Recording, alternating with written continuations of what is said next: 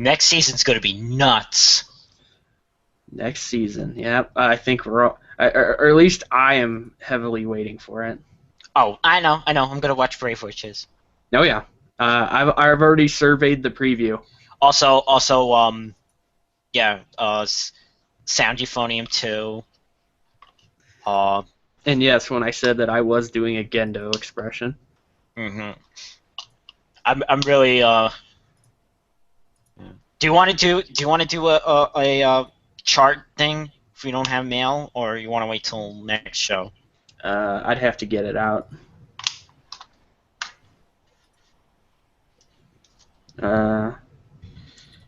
So do we have any mail?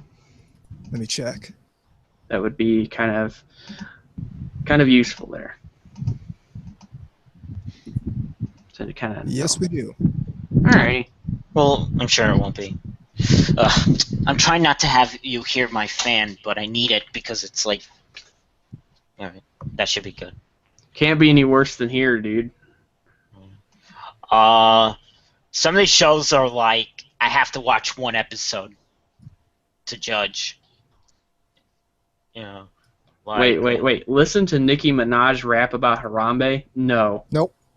No, this sounds like the most terrible thing ever. You could have stopped at listen to Nicki Minaj rap, and I would have said no. Yeah, I don't even think you'd have to make it past the name and just like, yeah, no. Yeah.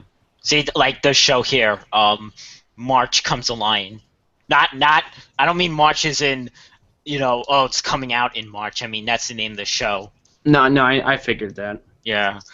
Which is a Shaft show, but it's by the one that did what's the name of that show? Honey and Clover. And it's gonna be an NHK broadcast, so that means it's gonna be very like that sort of highbrowish type of like, I don't expect Shaft type fan service. Is what I'm saying. Yeah. Okay. Let me get to the Annie charts actually. Just because that might be an interesting piece of conversation here. Oh, excuse me. All right. Okay. Set. Link is out. Chat is up.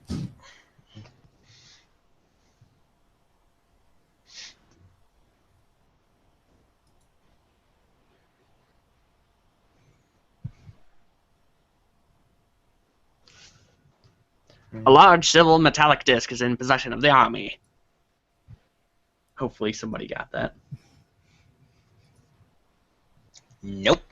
I got that it was one of those like old-time radio broadcasts. God, that was the Roswell thing. Oh yeah.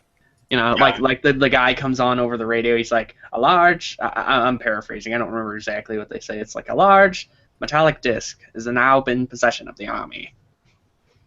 Yeah, it does. It has that kind of old-timey. Suppose I was figuring. Like with the high trousers and the fast talking high trousers. I was just thinking that. Fast talking high trousers. That's all a bunch of malarkey. No, like at least it's better than the food they ate in the 50s. Steak and donut sandwich, please. Would you like some cigarettes? Would you? What? Do I look like a Mary? Yes, I want cigarettes.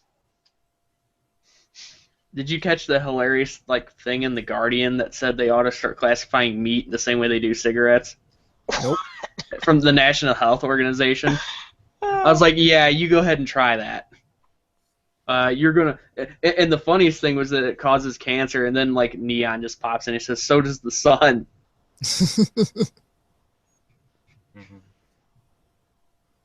What are you gonna do? Block it out, Mr. Burns style?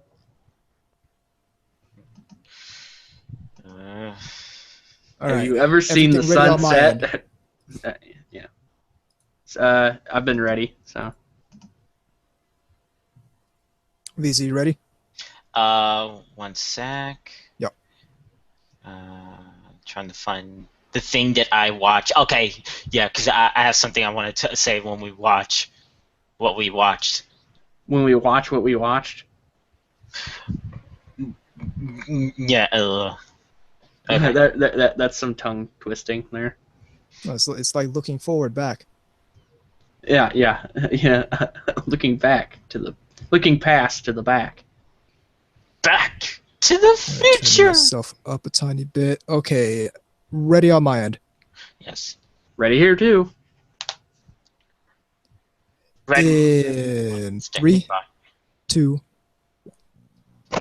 Welcome to NTR Radio. I'm Tom Forrester Nubis. I'm K-Odds.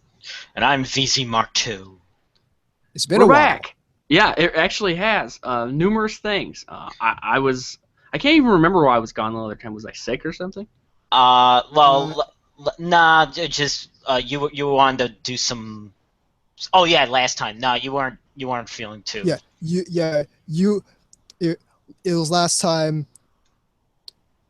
Last time you weren't up to record, so VZ and I did the episode. Yep. And then 2 weeks after that, VZ couldn't record, so we waited the week. That happened. I don't want to say. Shit happens, you know. Yeah.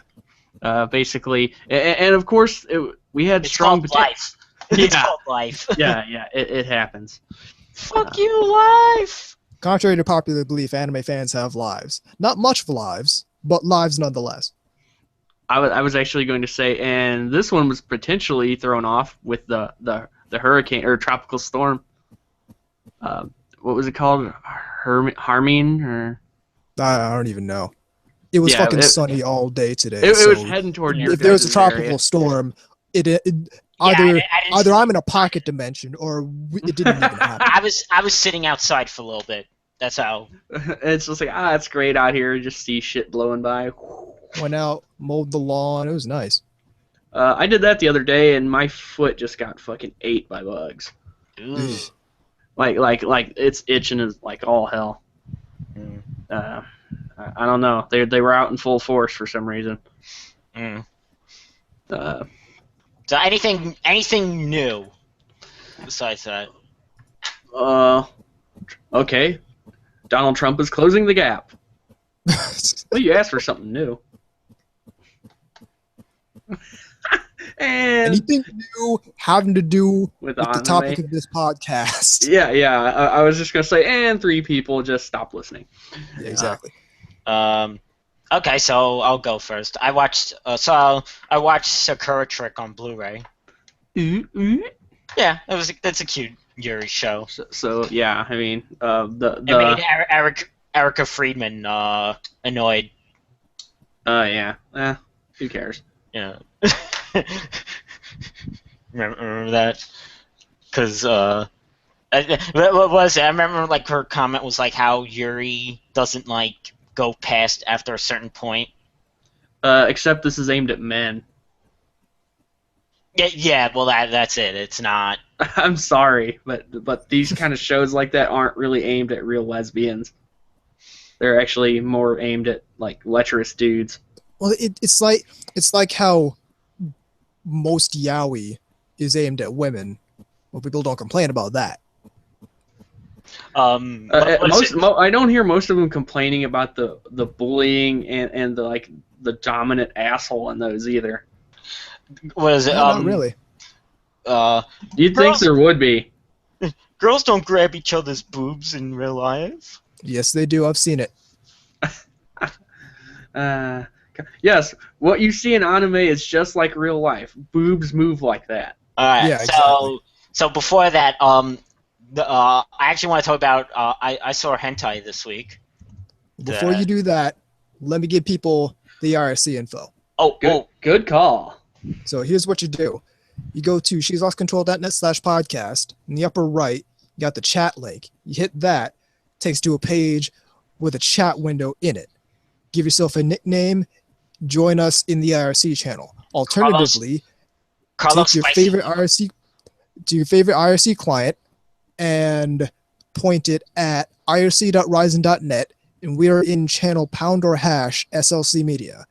And alternative to that, you can get at us on Skype at TE Anubis, at VZMK2, at LazyErica00. And as always, you can hit us up in the email box at the email address ntrradio@gmail.com. Go VZ.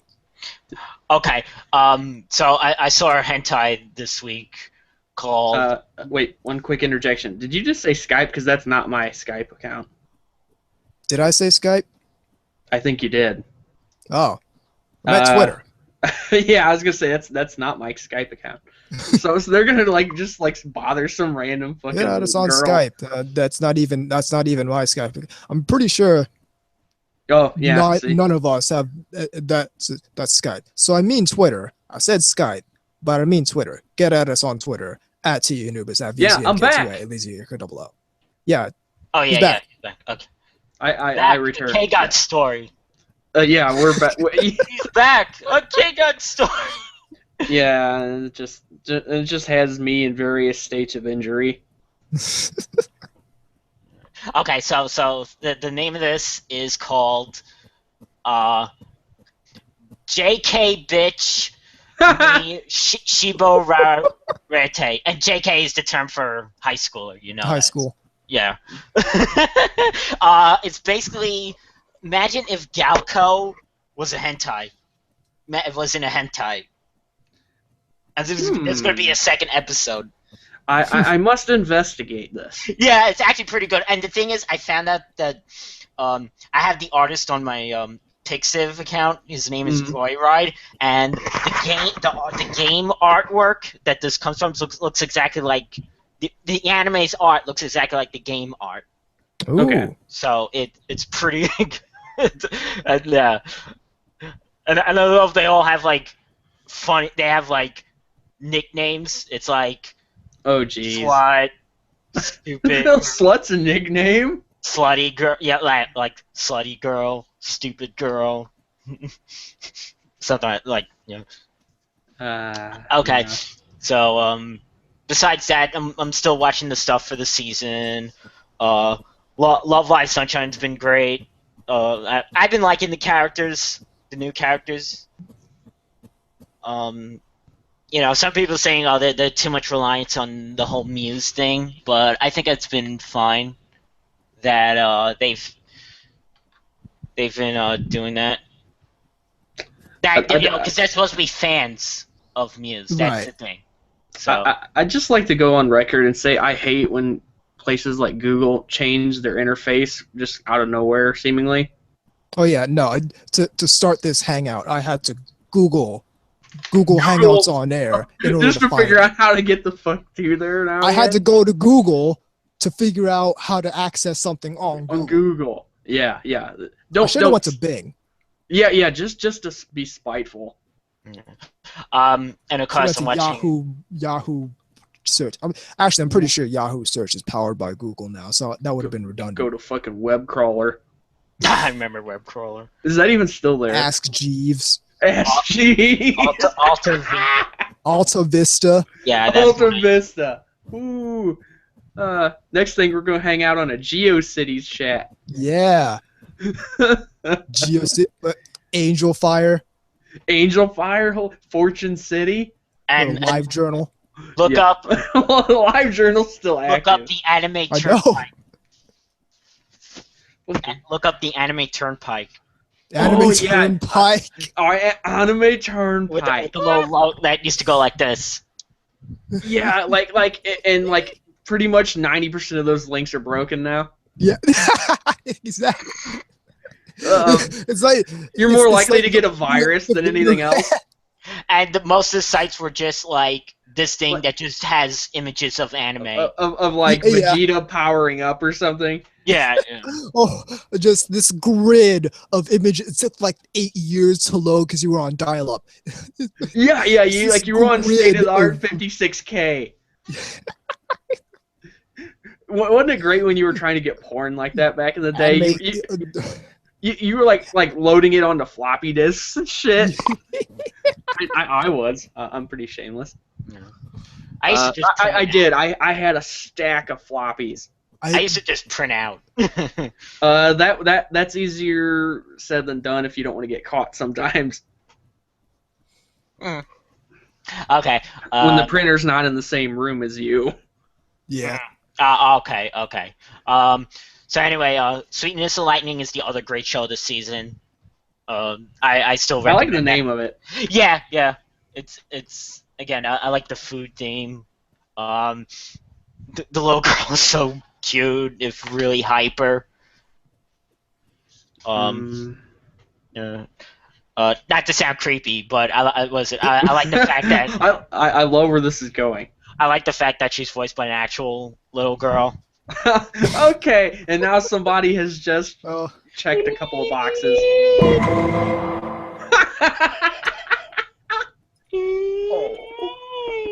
You hear that? The sirens.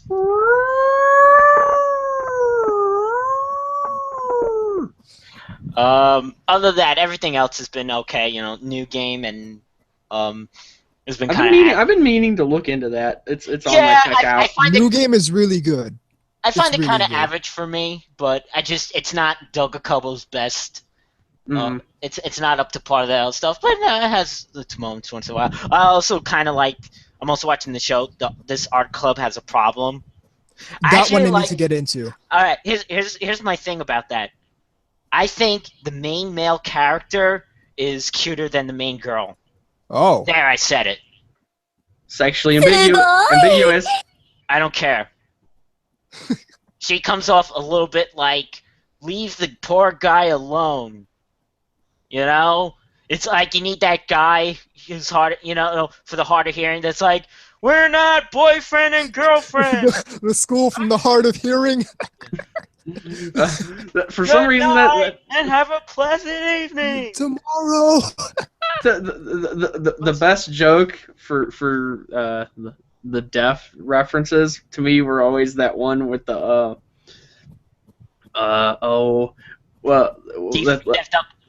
greased up deaf guy. No, not okay. No, I've always found that just stupid and annoying. All right. To be completely honest with you. No, I'm thinking of like the Special Olympics with the deaf people, and they were trying to call them on the phone. Oh yeah. It's like for some reason, yeah, and they're yelling and shit, and they're all just. That's messed up. So anything with you guys? The main character's not bad looking. Especially compared to the main girl, she has this kind of like coconut hair thing going. Oh yeah. I actually got my camera kind of rolling again. And what I'm planning on doing since getting some photokano action. Not what I was planning on doing, but and if I was, I wouldn't have the settings on it right now that I do. That's just misogynistic. But no. When I'm playing some video games, I'm gonna like screen cap them. Oh, cool. Since I'm going to be playing on my actual bigger screen, and since I don't really have the equipment to hook it up to my computer to tape it or whatever, to LP or something like that, just kind of more of an old school style. Yeah. But I am gonna leave the date and stuff on there. That way, it has more authenticity to it. Yeah, good call. Speaking of video games, the Idolmaster, because I've been looking at like videos of the new one that came out, Platinum Stars. Those games are like the king of DLC. Like where you have to use real money to buy stuff. Oh yeah. Yeah. Yep. Oh my God. 18. You want to buy like extra songs for the game to play. It's like I'm surprised the Guitar Hero series didn't work on that. Really, like that would have been the perfect thing. Like, granted, I'm glad they didn't because I like games that include all that shit in the game that's already in there, coded in there, and you don't have to unlock it with extra paying for shit. I actually find that kind of scuzzy. Well, there's two ways to go about this. There's the game comes feature full on the disc, and it's got everything in it, and then they develop stuff after the fact that you then download and pay for. That's different. Or there's the Capcom way of doing it, where the game comes on the disc, but there's stuff locked away that's still on the disc that you have to actually download a little pittance to and pay for to actually unlock. I'm fine with the first way. The second way pisses me off. Yeah. Okay, I'll run with that. But seriously, the Guitar Hero franchise, I'm surprised they didn't make more strides to do that. They could have made so much money. It's not even funny. They could have made like 3 Guitar Hero games, and then all these songs as DLC. Yeah, they wouldn't have, they wouldn't have needed, like, Rock Band could have done this too. They wouldn't have had to make the Beatles Rock Band and all that stuff. But what's interesting about that is, I'm sure you guys know what I'm talking about. There was a period where every fucking body was playing it. Oh yeah. Like you knew somebody. Like, you know. I was on that drum set too. Don't worry. No. My cousin had the game, so I ended up playing, and I sucked goat balls. But you know, I was actually pretty good, but I did play the drums, so that kind of factors into it. To be fair, playing a real guitar and playing the guitar in Guitar Hero is not similar. Yeah. If you think it is, I'm good. I'm good. If you think it is, Guitar Hero. I'm halfway decent at Guitar Hero. I'm not. I played the guitar for about a couple weeks in middle school, an hour, and then never touched it again. But yeah, for anybody that does think they're similar, you've never played one. Yeah, exactly. Yeah, I'm surprised. I mean, my cousin had a couple versions of that and a bunch of like Grand Theft Auto stuff and whatnot. Naturally. And I'd play that stuff over there. So, but I want to know, what is like the most expensive like DLC pricing? It depends on what you're going to consider a DLC. Because, I mean, past a certain point, it just becomes an expansion pack. Okay, because I heard like buying songs for like that Idolmaster is like $15 to $18. Good God. Song. Like per song? I think per song. I think that's what I read. Yeah, not doing that. To put it in perspective, some small expansion packs cost $15 to $18. My head. Okay. But, no, I mean, I'd be sitting there trying to play whatever song was on there. And again, I like it as a concept, though. I thought, obviously it was a good concept. It made so much fucking money, it's ridiculous.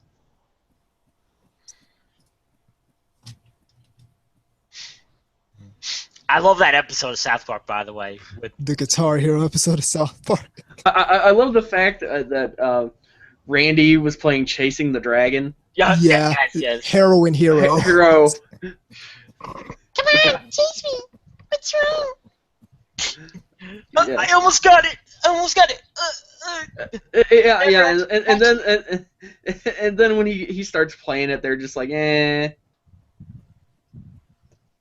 just not interested at all. Yeah. It was like, hey, you want to see something really cool? I know. Playing a real guitar. Yeah. Yeah. Which is funny because that actually is how people react too. Oh yeah. So yeah, had to go that little route detour. So what you been doing, Anubis? Not a whole lot as far as watching anime goes. I do need to catch up on New Game, and I need to check out a couple of the shows, but mostly I've been working on this. Gotcha. Fourth issue of Nyan the magazine. There you go. With Momoko on the cover. Yeah, boy. Playing that synthesizer. It's got the photo kind of review in there, which I was very, very happy to write, because that show is amazing. See, I introduced. I said the show's great. But yeah, I've been dicking around with my camera too, so it's just a handheld. I mean, it's just a point and shoot. I gotta take more pictures of my stuff. It's a Canon, you know. Yeah, I actually took a really nice series of pictures of this quarter scale Rias here last night. I'll probably put those out on Twitter later. Probably during the break. Cool. Oh, that's neat. Again, we're all about inventiveness here. Yeah. But as for me, it's been there's been some issues. Not gonna get into them, but just there has been some issues that have nothing to do with my health. But yeah, they've kind of made the last 2 weeks or something a little less productive. Let's say that. Than I'd like. Just got a bunch of stuff in the mail here recently. A bunch of books and stuff. Well, here's something that's going to piss me off. One of my pre-orders from August got delayed till September, which brings the total numbers of pre-orders I have coming in September to 3. So, what is it? The one that was from August was the quarter scale Cecilia Alcott. Oh, that's because I was it Fat Company made that? Or Freeing? Did you just say fat? Yeah, at PH. Wait, it's with a P, so it's cool fat. Yeah. Yeah, I know. I'm just thinking like one of those like Tumblr-isms. Because I know, I know. It's where they're trying to make all these figures like plus sized and whatnot. Because I know Fat Company delays stuff, but maybe Freeing also. But I mean, I guess so. Because what's the other two? The other two is I have Yumiko Sakaki from Grisaya no Kajitsu coming in, and then I have Kongo from Konkoli. Okay. Didn't you say you had a bit of a maybe not? Don't you have an announcement related to this? We were talking about it. Do I? Didn't you say you had some kind of figure thing? Oh yeah. That's the other thing I was. Thank you for reminding me. That's the other thing I was gonna mention. Things are moving forward with Shinakiba, and if all goes well, I'll be selling figures pretty soon. So I'm gonna be in with a distributor for that. Cool. Yeah, we actually are kind of throwing that back and forth in a private message. Yeah, so I was just remembering that. So I'll be able to take pre-orders and stuff. Yeah. Can I get the toilet thing? Somebody yelling that. News to you guys didn't tell me, but I kind of knew that's what you were working on. But well, yeah, that's the reason I haven't watched anything for the past couple weeks. Yeah. He's venture capital. What? Don't you mean advanced capitalism? Advanced capital, yes. Mission successful. That will never not be funny. I gotta say, it sounds like something you would hear in one of those really obnoxious fucking sociology classes. Yeah, like our seminar type of. Yeah, like where somebody's trying to get people to come to the bosom of Che. Which, anybody who knows a little bit of history about him, he was not a very nice individual. Karl Marx is my husband, though. I carry his docky all around. Yeah. Anyway. He's Dakimakura already. No, he's dead. I haven't heard that line in a while. It's Dakimakura ready. So basically, they're an anime character. To be fair, you don't even need to be an anime character. They're making Dakimakuras with pictures of cosplayers on them. You seen that? I did not. It's fucking creepy. No. See, when you said you don't even have to be an anime character, that's not where I went. Where my mind went was like famous sports stars and shit, like Michael Jordan, Kobe Bryant, the Dennis Dakimakura, Dennis Rodman. We could also have politicians. Oh no! Fucking, the James K. Polk documentary. Blagojevich. I was thinking more like the Donald Trump docu. No. See, you got to get Blagojevich because you got to get Blagojevich because then you could actually print bars on there. Somebody's just listening to this. Some European guys out there is listening to this. It's like, what the fuck are they talking about? Well, the thing about the Donald Trump documentary is that actually has a chance of being made. It'll be made as a joke, but it actually has a chance of existing. Nobody's pumped for the James K. Polk documentary. And the inside, the stuffing for the William Howard Taft documentary. Wait, and the stuffing is shredded up like money. You know, like money that's not good anymore. So pesos. No, I just remembered. Okay, how many countries have we pissed off with this podcast so far? All of them. Ukraine is pissed off at us because we made jokes about Chernobyl. No, now all of a sudden we're getting we're gonna start getting hate mail over that one. Come on, learn to take a joke. Come on now. But yeah, the Donald Trump documentary that actually has a chance of existing. So I'm gonna joke about the friggin' Herbert Hoover documentary. Yeah, will it be wearing high heels? That's an inside joke. I want the Hillary Clinton documentary. Oh no! I got this horrible visual of it being like being the one where the ones where the ass is like bent over. Ew. You know what I'm talking about? Yeah. Yeah, but they're in Dojian form. Fuck and piss!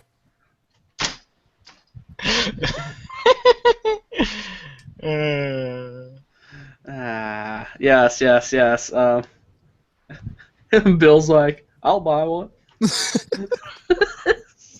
I think he wants one with a little more stuffing, if you get what I mean. Well, you can control that with a pillow. Come on now. You can't control that with your wife. Totally. Well, you could. You just have to cram like some cheesecakes in there. Well, with medical technology nowadays, you actually can.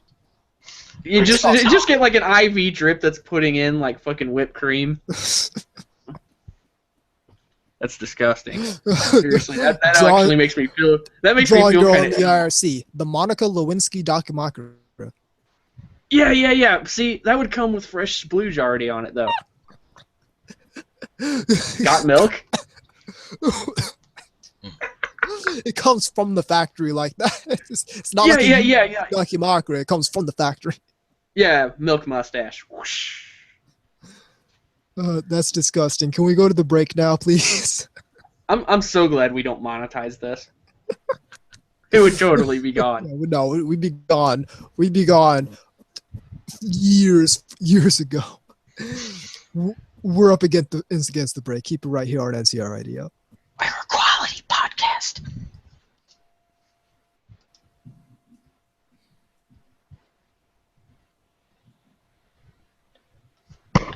All right, I'll be right back. Roger. And today the yen has risen up 0.2.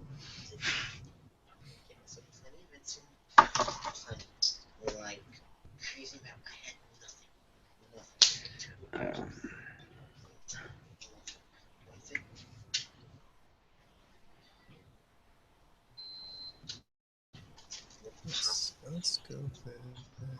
Where is this the one? No, it is not.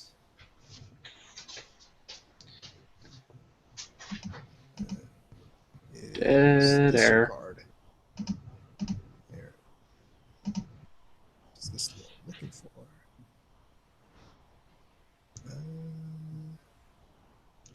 No. How about this one? Bingo.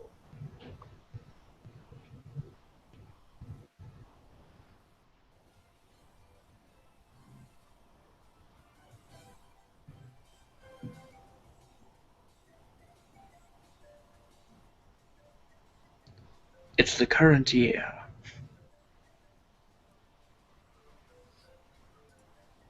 Actually, I can't hear that phrase anymore without thinking of that Prime Minister from Canada.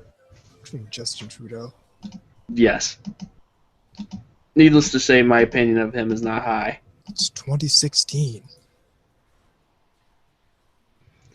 That's not an argument, people. Every time I hear someone like, I don't know, John Oliver or something say that, I just kind of feel like my head's going to explode. That's not an argument.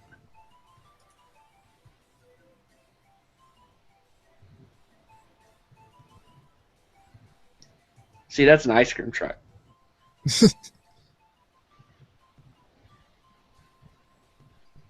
Where's that from exactly? This is from Virtual on Oratorio Tangram. Okay, I was going to say, it almost reminded me of music off of one of the Donkey Kong Country games. Huh. For some reason. But then again, it might just be because I'm not hearing it probably as well as the audience is. Yeah. It's in fact barely coming through on my end at all, so. Mm.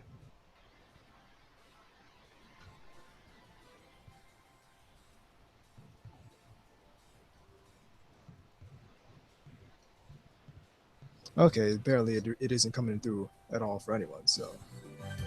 There we go.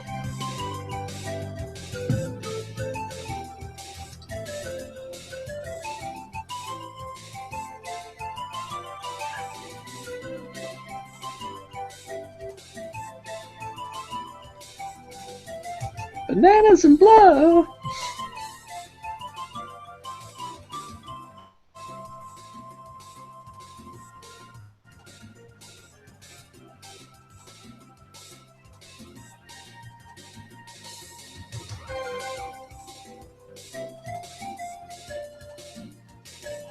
It almost sounds like something you'd listen to the, where you would be at the, what do you call it? Status select screen or something? Oh, like the option screen? Yeah.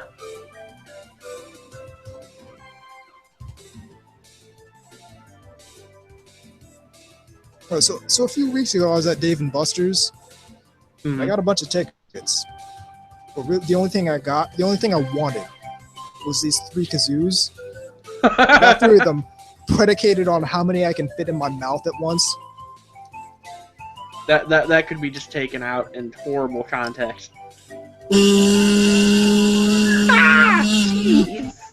So I can be as annoying as humanly possible with 3 kazoos. Yeah, they're almost like those whistles that we got. You know, those horrible like slide whistles. That they're like dime store shit.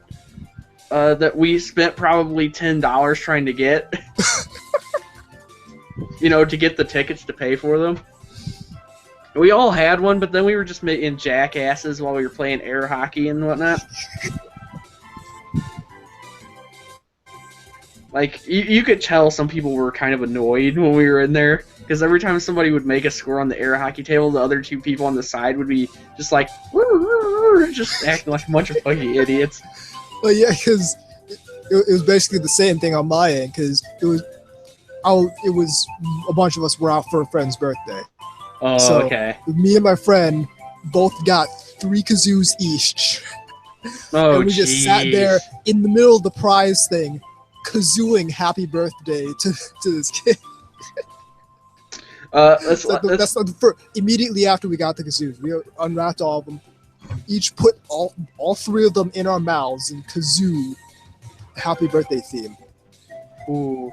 I've always said that anybody that wanted to... I've always said I could never have an air horn. That would just be bad for everybody involved.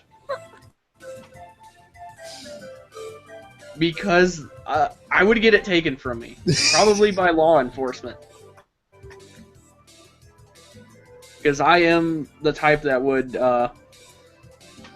remember you on Kazoo, unfortunately. That video. Jeez. That kid got his ass kicked, I guarantee it. You ever see those old videos and think, yeah, that person probably got bullied? Yep. What's the song from? This is from Virtualon Oratorio Tangram. Ah. I knew something Sega. Sounded something.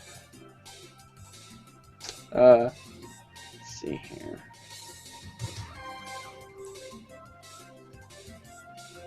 Almost sounds like it could be a Mega Man level as well.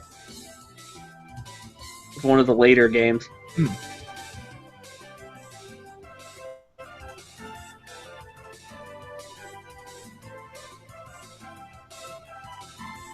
Under the Sea.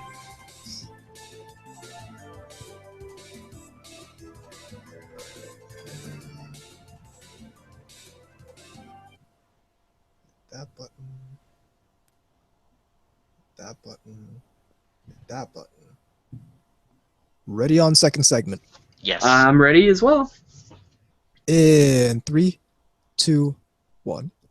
Welcome back to NTR Radio. So here on NTR Radio, we like to tackle the real questions.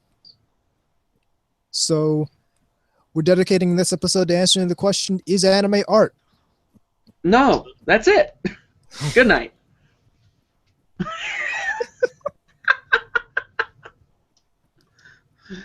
There you go. Nope.ogg. All right, so we're up against the break. Keep it right. No. This is bad. Nope.ogg. All right, so is anime art? Yeah, this was spawned by a conversation me and Anubis had last week. Yep. If I would say it depends on what you mean by it, and also, any medium has that potential to be art. So why wouldn't anime? But fan service, that's not art. This is bad. Yeah, see, that's the difference between art with a small a and with a capital A. See, it has to be high cultured. It has.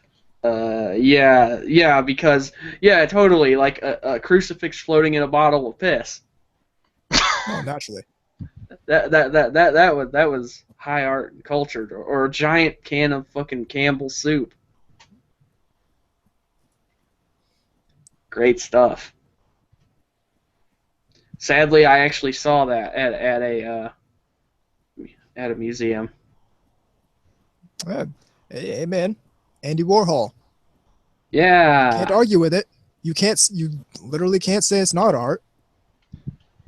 And that's gonna bring me to my answer. I'm going to take up the position that anime isn't art.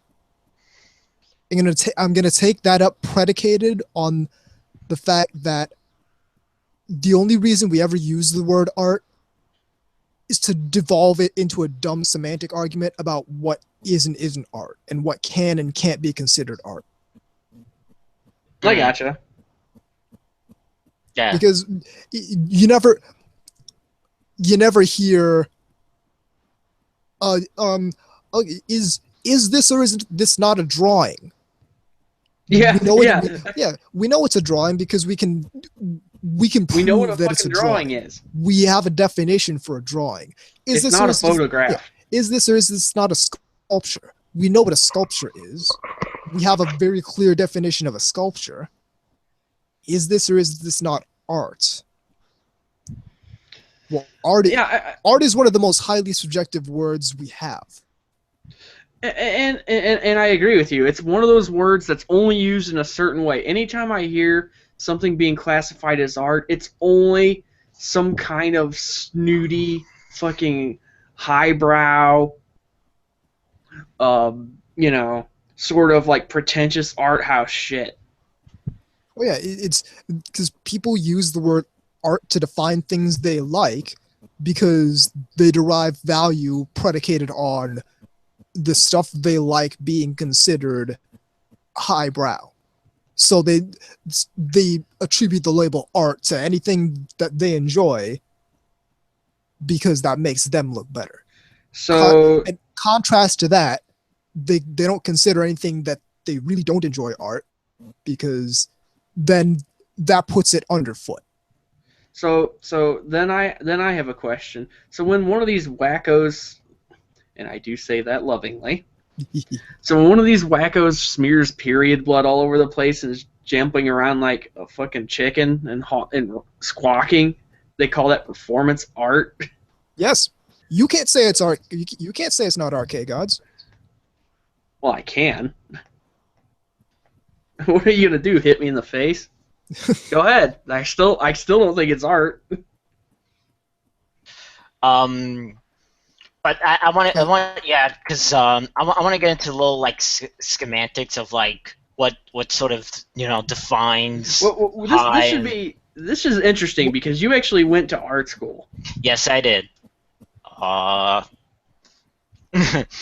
So you were immersed in these people. And I was in cartooning. That was my major. And you know what? First off, I feel like I didn't get as much out as I wanted to, because I did again. I'm glad that I learned how to use the computer, how to use Mac and Photoshop. That was the one good asset. But very little I feel like I got out of that I use now, because I feel more like I'm better as a self-taught artist. Yeah. Because and especially around the time I went, where anime was becoming popular, but also like this thing that's like was thought of being as a fad. So they didn't really look too kindly on some of it. Even though, like I told you it was a half a semester class where we were just watching anime. And then, I already talked about what type of anime we were watching. Oh, yeah, of course. But again, then there was just a lot of that like stuff that just had nothing to do with, anything that anything. So abstract art. I didn't have an abstract art class because, again, I did have. Be happy about that. How do you teach abstract art? Like, no. I thought that entire genre was just do whatever the fuck you want. And that might just paint me as ignorant about art, but I don't really care. Wait, correction. I did have in a painting class we were doing collages, so that kind of counts as semi. There's still some structure to that. That's true. I'm talking. I was just gonna say. Here's how you teach abstract art. Go in front of your college campus, and you'll see this weird fucking thing. That's just a mangled out shape of some sort that's faceless and has no seemingly meaning or rhyme or reason to what it is. There you go. Okay. Here's the question, because I actually remember seeing this painting in art school and looking it up after that. But don't look it up with anyone looking around. Okay, there's a painting called by an artist named Bothis called The Guitar Lesson. Or I think it's just I think it's called The Guitar Lesson. I want to know, what is it that makes that art, but something like Comic LO not art? Because they're both about the same thing. They're both about the same exact content. Yeah, no, he's really not joking. Yeah. No. I was going to point out that this isn't a guitar lesson at all. Yeah. This is about the furthest thing from a guitar lesson. Yeah, this is totally the same thing as a doujin with Azusa that I saw. Wah, wah, wah. What is it? Because one is for the mass market sale, and the other, hangs on a ceiling. No, I was actually. On a wall. I think that's the distinction, really. No, I was gonna say the distinction is, one of them somehow passes the Miller test. Yeah, exactly. Which is the most arbitrary fucking thing ever. Oh God, the fuck. Like, I know it when I see it. That's basically it. This QA the Third says the piece is called "It's Art, Fuck You." Somebody should do that. I want to believe somebody already has, but and it's just like a dump somebody took, and they put it like in a I don't know, a squeegee bottle type What's thing. the guy? I think his name is Duchamp. I forgot his name, but there's the guy who he took toilets, he took like urinals, and just wrote his name, and that's the piece. Yep. R Mutt, that one. Yeah, I'm gonna look at that. Yeah, it's a urinal with R Mutt on it, and that's it. That's all of it. That's it. He called it the fountain. Well, hell, I've pissed in the snow my name as a kid. Why isn't that getting accolades? Yeah, and it's like in a world where literally anything is art. This is not. Why are we now? When you put it that way, it sounds fucking absurd. In a world where anything is art, this is where not. Like how can you just declare some stuff not art? It's like well, you see, you kind of at that point you just really devalue the value of the word art, whatever value that word had in the first place, and to be perfectly clear, I'm not trying to shit talk like abstract art or any of that, because there's room for everything. But I think that at that point, the word art just has no value. Oh, there it is. Marcel Duchamp. The piece was a question here. Signed R Mutt. Yeah, there it is. Yeah. So and to go back to VZ's point, I think the real distinction people make is what is made for mass consumption, vice what is just and to a certain extent, I wonder what people think the opposite of just being made for mass consumption is. Okay, well, all right. Let's get it even more into what makes something Miyazaki made art, but Photokano, fan service trash for otaku. What's the difference? Yeah, and again, my argument is going to be that neither of them are art. Because there's two arguments I can make. Because I would say they're both art. Neither of them are art. And the reason I go with neither of them are art is because I'm sorry. Laughing in the chat. We do attribute this arbitrary value to the word art, and I think it's better for things to stand on their own merits. Like okay.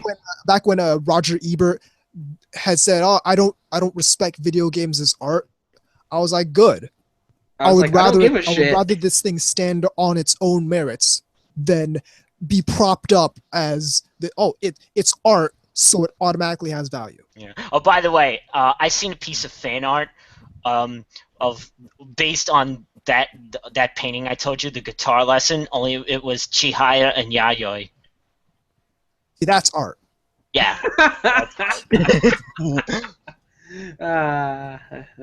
That's art. That's art. Well, have you ever got off the toilet and thought that? That's art. And I'm about to flush that art. How many curts was it? Why is it green? Let's break it down. What makes, let's say, Spirited Away art, but not Photokano? Because the intent is not the same. Because the one sexualizes the female body. As if that can't be art. Well, here's another thing that kind of pisses me off, and this goes into the problem I have with critics a bit. We subscribe to these really arbitrary, stupid rules about how to assess art, because we'll say this isn't art because the intent is this or that. That's why I said it in that stupid voice. Well, but then when we're assessing art, we have to adhere to this retarded, by the way, death of the author standard. Well, we can't bring anything of the surroundings of the work into play when we assess the work. Everything exists in a vacuum, even though in reality it does not. But because we're critics and we're self-important, we're going to eliminate everything that could possibly tell us what this author had in mind when they made the work, and roll off of our own analysis of it, because we're critics and we're self-important. Well, it's like I always said, if I ever made like a comic or just anything, like that, some kind of creative endeavor of that nature, and somebody told me it was art, I would just laugh at them. Probably. Because to me it would just be something silly I was doing. You know what I mean? It's not something I would... Like, if somebody would say that, I'd say, yeah, I just did that on the weekend one time, you know? Say, yeah, it's a work of art. Okay. That doesn't bring me any value. That's you're literally telling me, that's a thing. That's the thing. So you're telling me it'll be worth more when I'm dead? Yeah, exactly. Then they'll accuse you of not being, accuse you of being anti-intellectual. Yeah, that's another thing. Yeah, because people that work with smearing their fucking ass secretions on the wall and stuff are totally intellectuals. Well, it's like when it's part of their entire value system, where you consider certain things art, and by way of that, because you're so into the art, you're an intellectual. And anyone who isn't with that, they're any intellectual. I want people to know that I actually do like looking at actual art, but I prefer like because I used to go to the Met in New York, but I like looking at the historical stuff. See, I almost never went to the modern section. Oh no. Well, here's my thing. I hate art. And when I say that, me too. I'm not joking. You mean exactly. I mean, I hate art. I hate the concept of art. It's valueless. It has no meaning. But here's the thing. I like paintings. I like sculpture. I like photography. I like the media, but I hate the institution. I hate the concept that we have to attribute to all these different works of media to bring them value. Let's value the media because unless you're having this retarded semantic discussion about what is or isn't art, you are always better served talking about the medium in which something occurs than talking about art as a concept. Here's another one. Here's another story for you. When I was in art school and we went to the Met and I saw the painting of, the one Washington crossing the Delaware. Oh, yeah. Mm-hmm. Now, see, I looked and I was like, oh, okay, it's something I recognize, It's a painting I've seen, but now I've seen the actual... I was like, no, let's keep moving, that's boring. Go. Yeah, as opposed to some faceless, scribbling. No, I just remember him looking at, like, the Japanese, like, scrolls or whatever, and it's like, this is like manga. Something like that. And they were probably like, no, it's not.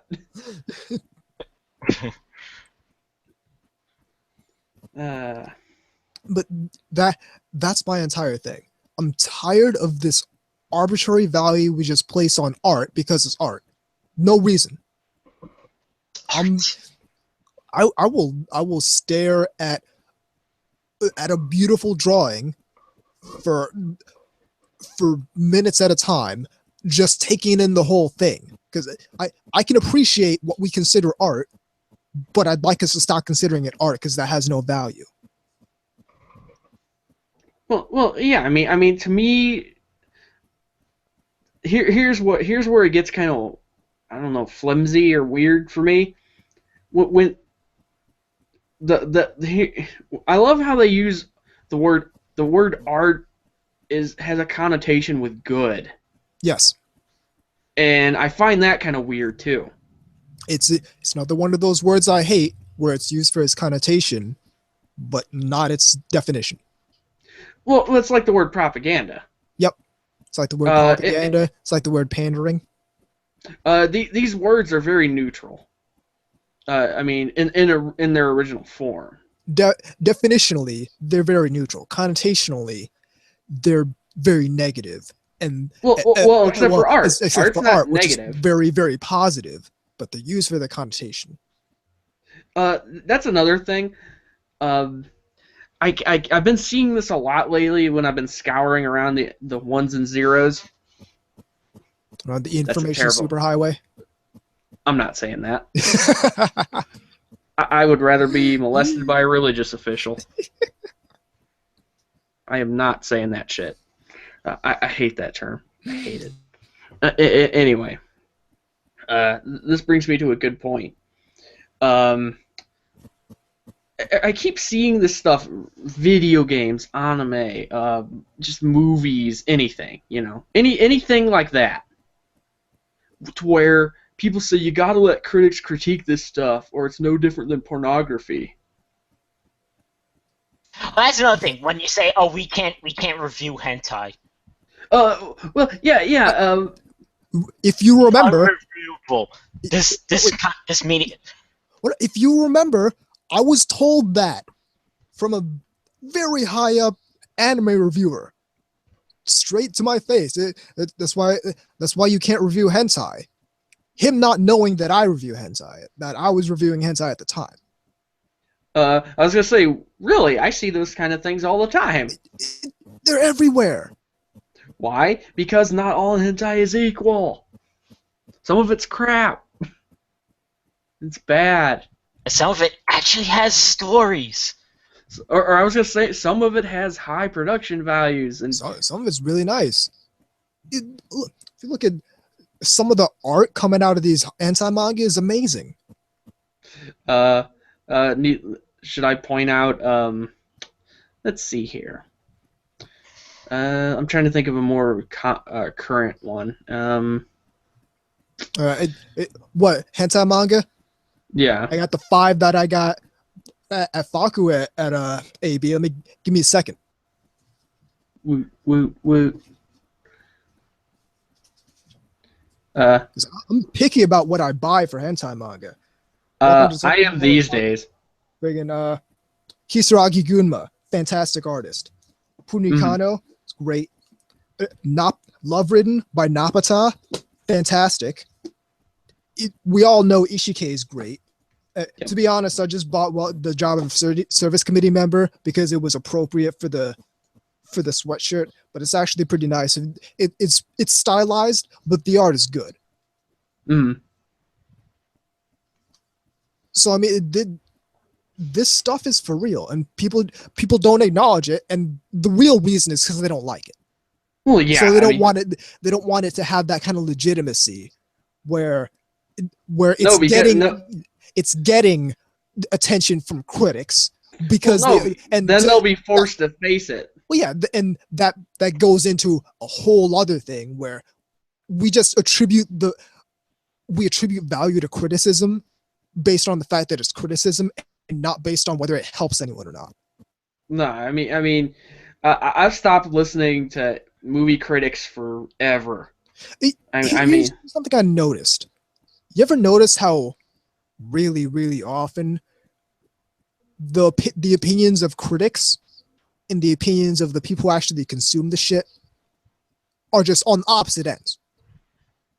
Well, that's what I'm saying is it's critically acclaimed, but not many people out there watching it, or it's being panned by critics, or being this is just mediocre by critics, but everyone's out there consuming it.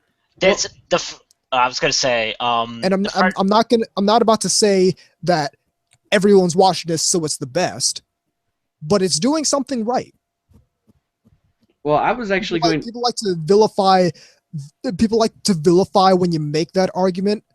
But it's doing something right, and that's an important conversation that we're not having because stupid people are too dense to understand that.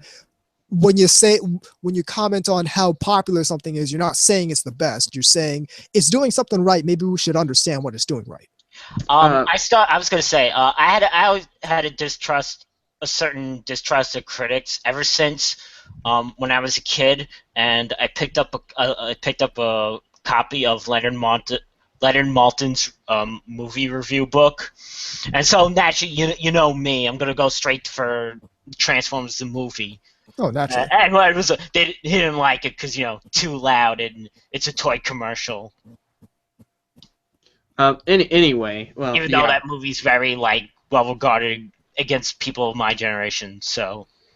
Okay, a couple things here. From the chat, I don't know why critics hate sex so much because they're not having any. Just saying. Honestly, I don't get it either. And well, okay, I can speculate. I have a good idea why, but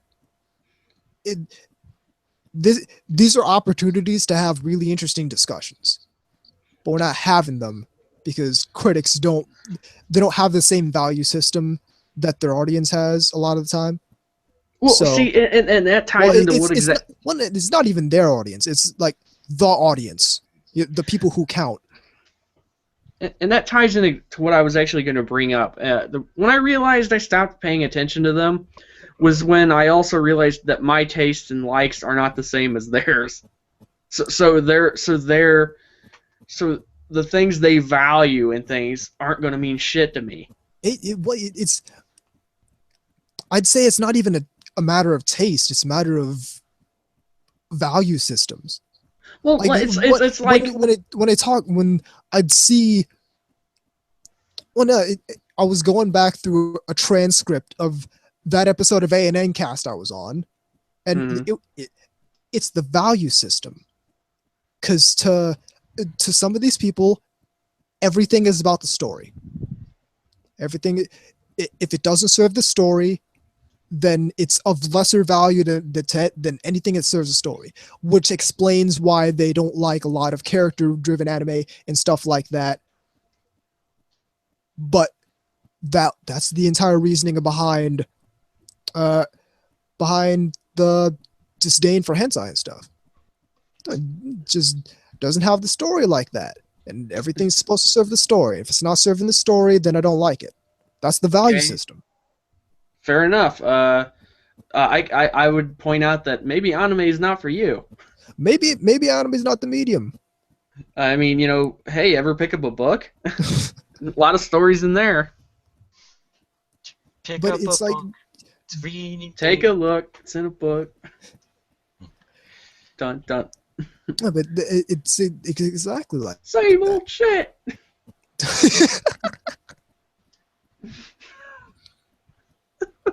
I knew you'd get that. They just have an entirely different value system from the people who are making the stuff and the people who are really consuming the stuff. And I think that's a problem that we're not addressing because critics have this instant little bubble where they only hang out with each other. They just every assessment of critics has to come from within criticism, and even then, it really does not ever do. It really does not ever happen like that. If you really want to know what a critic's actually like, think Jay Sherman from the show The Critic. Yeah. That is a spot on, and that's why nobody likes them. It stinks. He's a fat, balding, lonely guy. It stinks. It stinks. That being said, that show actually was pretty funny. Yeah, the core problem is self-importance. Yeah, well, when you derive value from what you are rather than what the value you provide to people. It's like I could derive value from the fact that I'm a podcaster, but if no one's listening, and if I'm not providing anyone with any value, then what value really is there in being a podcast? You know what I'm saying? Yeah, I mean, I get what you're saying, and I also think, and again, maybe this is just me, but one of the observations I have about the modern era is that there's increasingly less need for these people. because more people now can actually access the stuff quickly and interact with it more. See, I would go further and say that it's not that it's less that there's less need for these people, and more that their role has changed. Less than saying this is worth your time, this is not worth your time. I'm saying let's have a discussion about this media and kind of what it says, what its implications are, kind of assess it in that way rather than trying to be the buyer's guide. Because one, we have enough of those people. They're doing an okay job. And two, we don't really need as many of those people, period, because it's a lot easier to it's just like I said, media. It's not only easier to access it or learn about it. I mean, you could interact with people that make it now. I mean, 20 years ago, that wasn't really so much the case. I mean, you couldn't just hop up on social media, Twitter, and say, "Hey, I really liked your book," or whatever, and them actually respond to you. Granted, the likelihood of that's small, but the point is that and social media just in general. Well, think about the idea of an AMA that show up like on Reddit, Yeah. Like that just was not possible. That kind of thing. I mean, they could do a press conference that has Q&A. Right.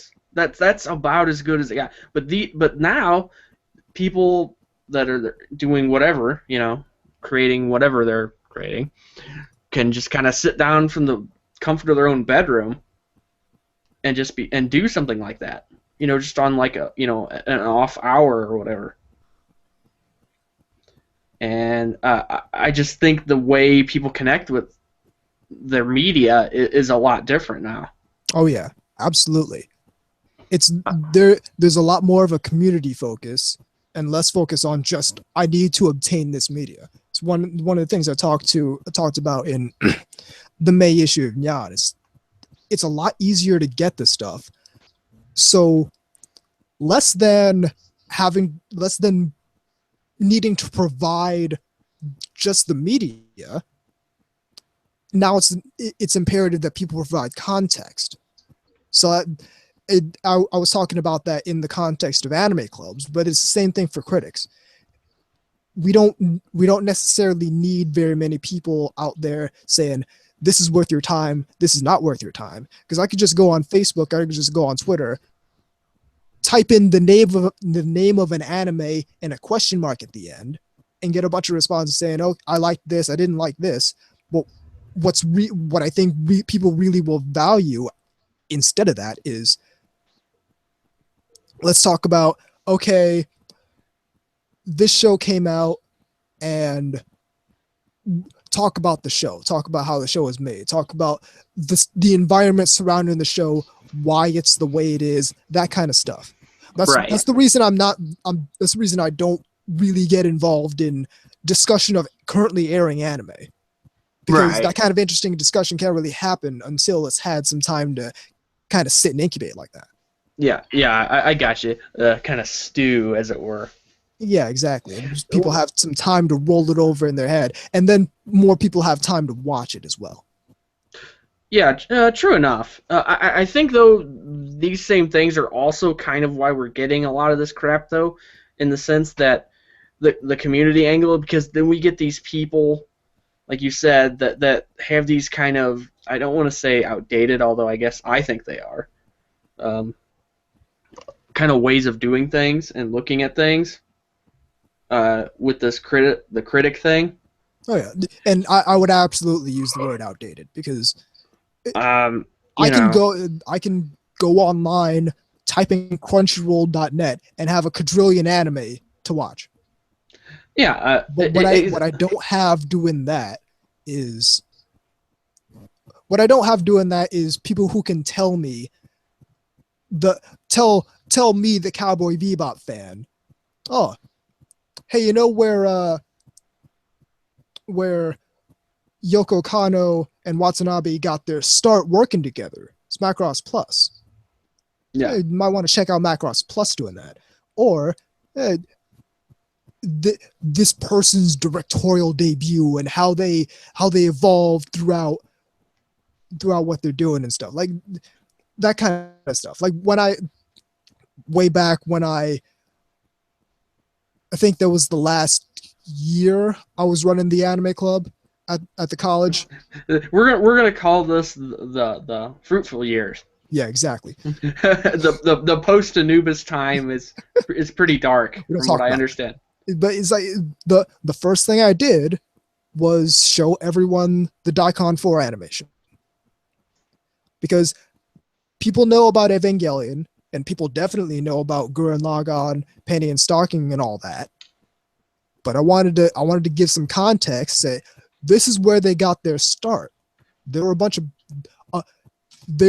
of college students like us who were real passionate about this stuff and set out to get the ball rolling and ended up creating one of the most influential anime of all time and a whole bunch of really good shit. But this is where they got their start. You can't get that with going to Crunchyroll and typing in, going to Crunchyroll, going to the A to Z thing and picking something at random. No, and I see what you mean.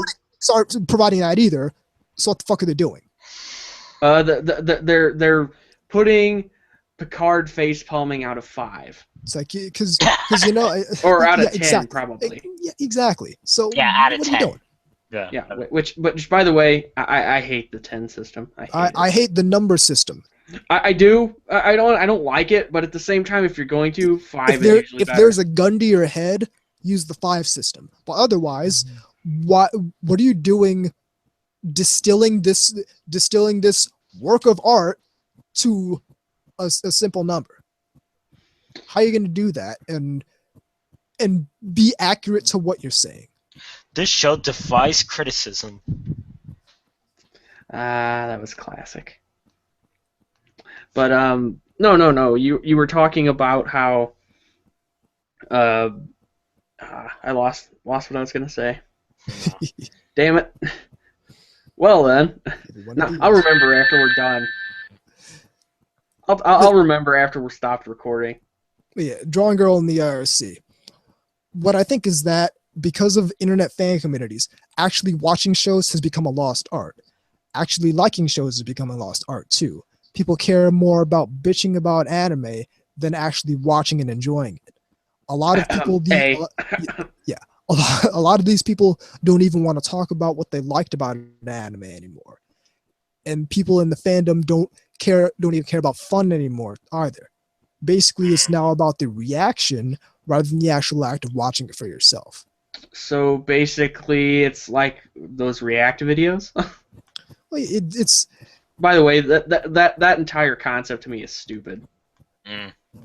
It's become less about the medium and more about the community surrounding the medium, for lack of a better word. Right. My example is a very good kind of example of that. Yeah. The same thing is happening to a certain extent with anime conventions, which is why you're seeing a lot of conventions branching away from anime as a medium, because the community is not focused on the medium. They're focused on themselves. Ancillary shit. Wait, it's not even ancillary shit. It's themselves. And number one, when the old guard isn't interacting with the newer fans and not giving them that guidance that I was talking about earlier, this is the kind of shit that happens. But that's water under the bridge. So what really happens is you have all these young fans who are into anime. They're maybe they're a high level 1, maybe they're a low level 2. But they're into anime, but they don't have the experienced fans saying, hey, this is really cool, this is really cool, this is really cool, because the old guard doesn't want to interact with the new fans. So they're left to their own devices, and they go around and they find other new fans. Say, hey, I'm into anime. Hey, I'm also into this other stuff too. I'm also into My Little Pony. I'm also into Homestuck. I'm also into Steven Universe.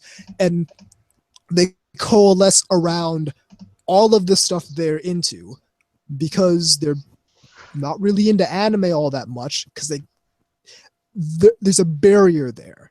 And the barrier is they don't really know what's going on with the medium like that. So they coalesce around the community aspect rather than the medium because they don't have any guidance.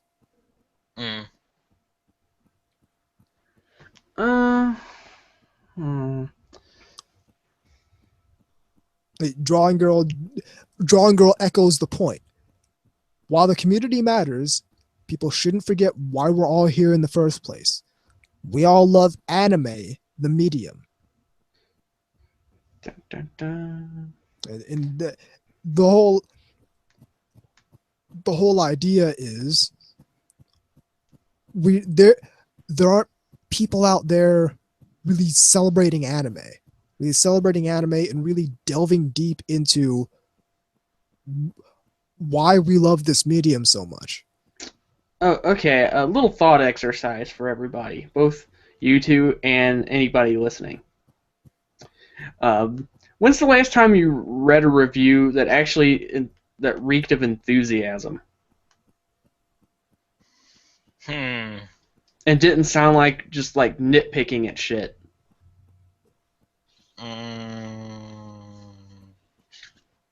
Can't remember. See, that's kind of my point. And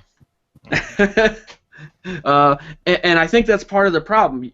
There's not enough people that are showing like a certain level. Like, I'll give you an example. Whenever I read a review, what I'm looking for is one of two things. One, if something's bad,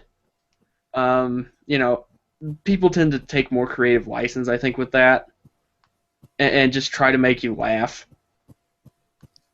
If you know what I mean. Yeah, well, negative points are more often a lot easier to articulate than positive points. But what I don't see enough of is when I'm reading something that I can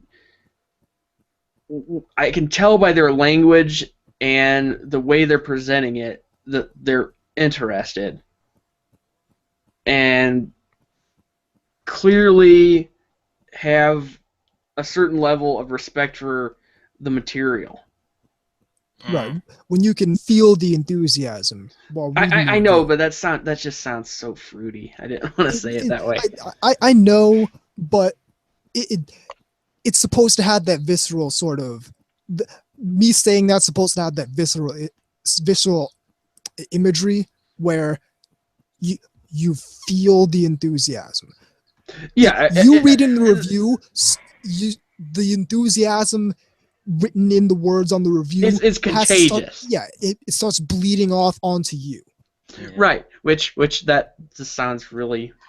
It's not an exposed phallic thing. When you were saying before about like the people getting together and liking, this thing and that thing, yes. My thing is more about I care more about what I personally like. I'm not really interested in impressing other people with what I'm into. If someone else happens to like the same thing, then that's great. If not, then I'm all right, fine.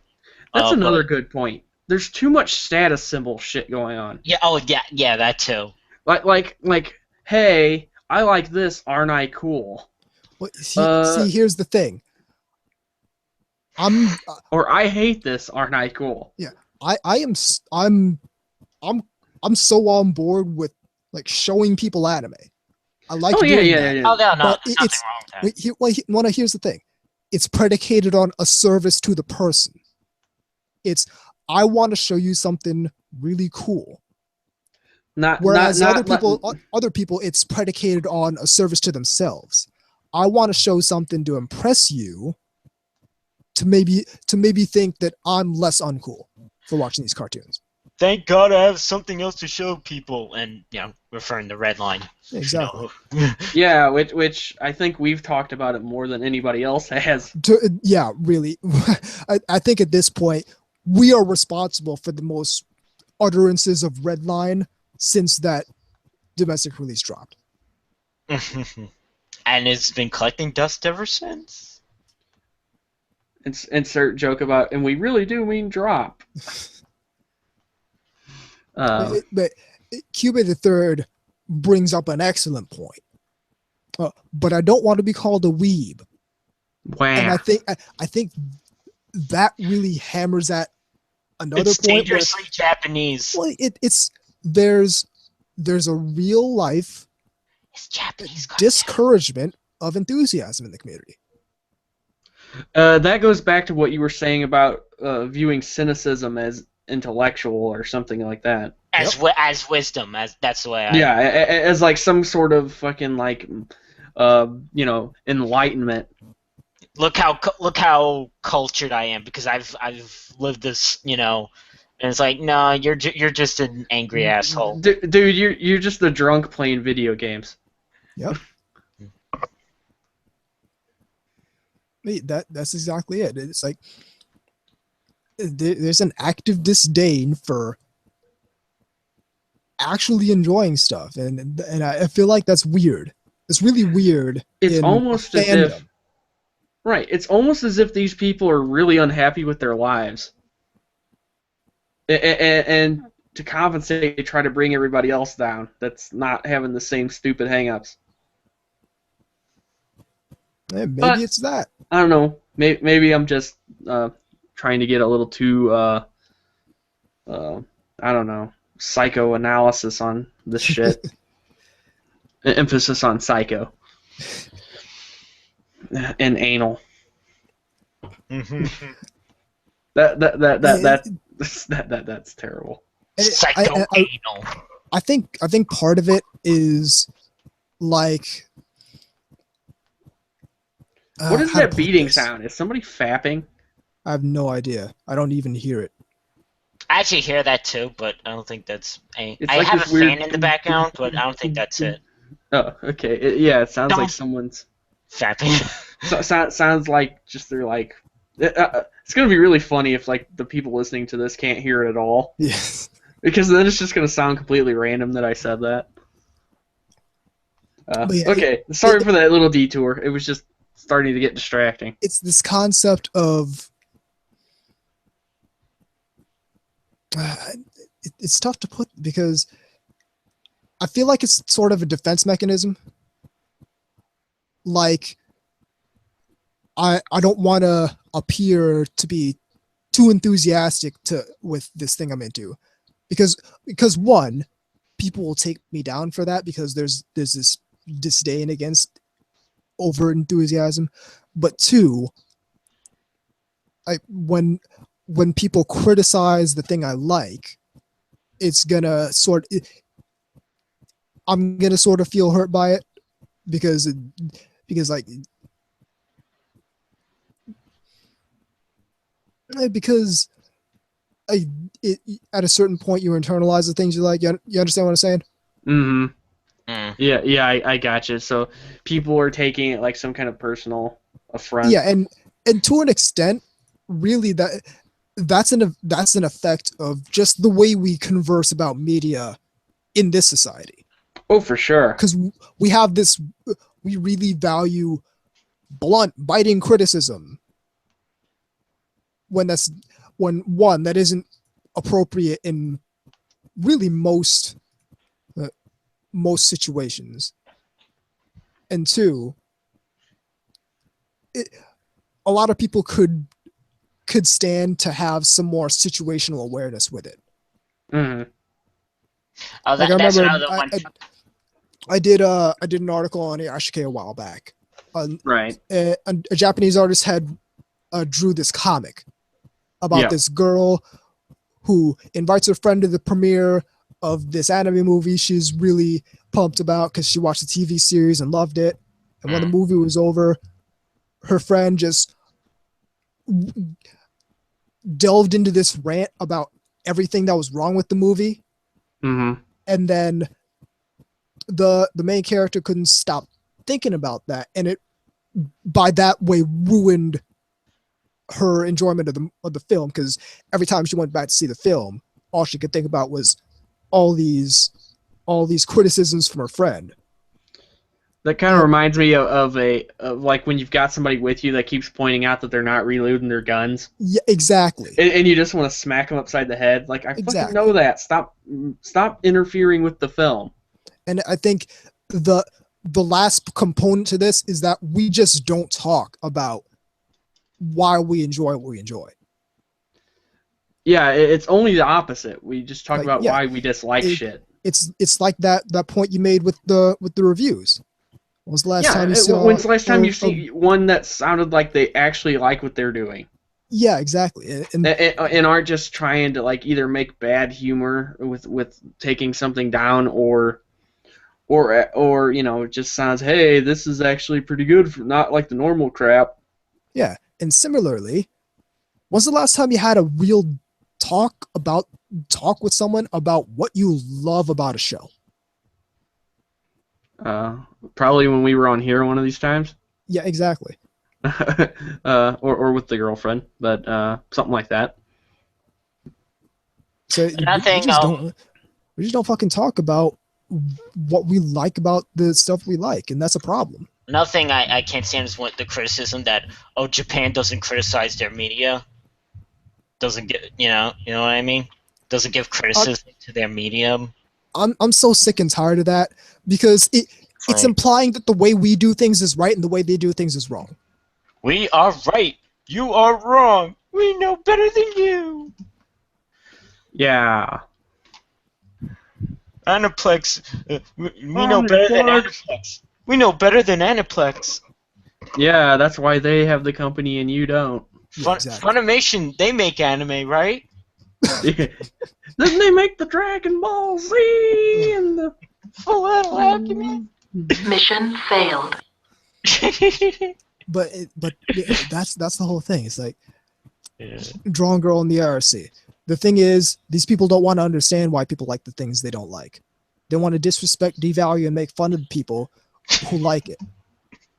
Which, to me... Poor timing to laugh, VZ. Which, to me, it plays into the value system. They derive value based on the cartoons they like. Mm. And to derive value for themselves, someone else has to be devalued. Because to rise up, they have to boot someone down. I don't know. Yeah, that the thing is put you down to bring me up, you know. Exactly. Kind of thing. And that's not new. That's not. No, of course. That's not even an anime thing. No, that's fucking more or less journalist thing right there. Well, that's more or less a general fandom thing. That's a human behavior thing a lot of the time. I mean, you see that all over the place. But well, that's gonna be my sign off on the whole thing. Just think about what I said in the review thing. When's the last time you've read something that actually sounds like it's excited to be there, that it's actually, you know, sounding interested in what they're doing, and actually, just like he described it, and in so fun fashion that it's kind of bleeding and off of it, and kind of you're getting it through osmosis or something. Yeah, exactly. You feel the way the author feels. Maybe the review for Sweetness and Lightning, each episode they've been looking at. That's about it. Okay. Well, in any case, I know what you're getting at. There's for the most part. Yeah, but yeah, I mean, that's always to me a mark of somebody that I actually pay attention to when they're reviewing stuff or looking at stuff, because I know they're not going to tell me something that's bullshit. Yeah, exactly. Whereas people that are kind of just there, like, oh, this is such a meh, you know, job, and it's a living. Yeah. It's like it's people who are in this mentality where being a critic where the root word is critical, as in criticizing someone who did something bad, rather than critical as in critical thinking. Yeah. Most critical thinking is not something I would associate with most critics. Sorry. Most of the time, every time I read something, it just has tons of buzzwords and horrible. It's overtly verbose for what they're trying to say. Yeah. Almost as if they're sitting there with a thesaurus, you know, or you know, what other word can I use for something that's bad? You know, what can I call somebody that, you know, that likes this stuff that's a primitive a troglodyte. Yeah, exactly. You know. Not that there's anything wrong with having a big vocabulary, but you can tell when you read some of these things that they don't talk like that. Exactly. Or even think like that. The way you can tell from the way people write whether they use these words in everyday speech or not. Yeah, just the mannerisms. It's almost. I don't like saying it, but it is almost kind of an intangible. But yeah. But it's like when you can see somebody across the street, just the way they're walking, and say that guy's a dick. I can see it right from here, like, and they don't even say or do anything, but just the way they're strutting around. I think you know what I'm talking about. Oh, I know exactly what you're talking about. Like, I was at a gas station once, and I saw this guy that was hogging up the like the little air thing for like bike pump, basically. Oh yeah. And just the way he was walking around, he just screamed he was a jackass. Like, he wasn't wearing like a fedora or anything weird or anything that we're associating with that. He looked, well, put it this way, the sun wasn't out and he was wearing shades. Yeah. That alone was kind of weird. Okay, one more thing before we end the segment. So, it's the stuff that, you know, Mr. Menaker, is that how you say it? Menaker, formerly Internet Arrest Cat, is the stuff that he was looking at deviant art. Is that art? Yes. No, it's not. Nothing is. Deflation. Well, nothing's art. It has to stand on its own merits now, because we've abused the word art so much. Or for all this stupid shit. Nothing's art anymore, and everything now has to stand on its own merits. Well, yeah, go with that. Yeah, the all or nothing. Either everything's art or nothing is. And you know what? I'm okay with nothing being art, because then everything has to just stand on its own 2 feet. I would like, okay, this is good because it does this, this, and this, and this well. Not this is good because it's art. That doesn't mean anything. Again, that's that connotation that we associate the word art with good. We associate this art with good, and maybe that's not what we should be doing. You were getting dangerously close to that Stewie voice. Which I can't even attempt to do. Working on that novel you've been working on? Maybe things just aren't in their merits. I don't know. Somebody's become enemies, somebody's become friends. Heroes Juniors! Revenge for the bigot! Oh, you do fine. Ooh. But I wanna bring up one last point, because I don't think we spent enough time on this, and this is a really good point to cover. As VZ mentioned, people's assessment being based on whether something is made for the mass market or whether it, I guess, isn't. Yeah. And that's a real interesting distinction to me, because I remember I was watching this YouTube video from like 2 years ago, mm-hmm. and was the message was sound because its core message was you need to support the anime you want to see, but it was predicated on why quote unquote good anime is hard to make. Where good anime is stuff like Under the Dog and Redline and all this stuff that wasn't necessarily a commercial success, but it's high quality. Vice stuff like Strike Witches and whatnot, which where one section is good anime, what is the other section? What does that leave the other section to be? So I think it's a real interesting assessment where people look at something that's made to appeal to a lot of people and automatically give it a lesser assessment because of that. In some cases, it really does scream just like some special snowflake shit. And what I mean by that is, oh no, too many people like this thing.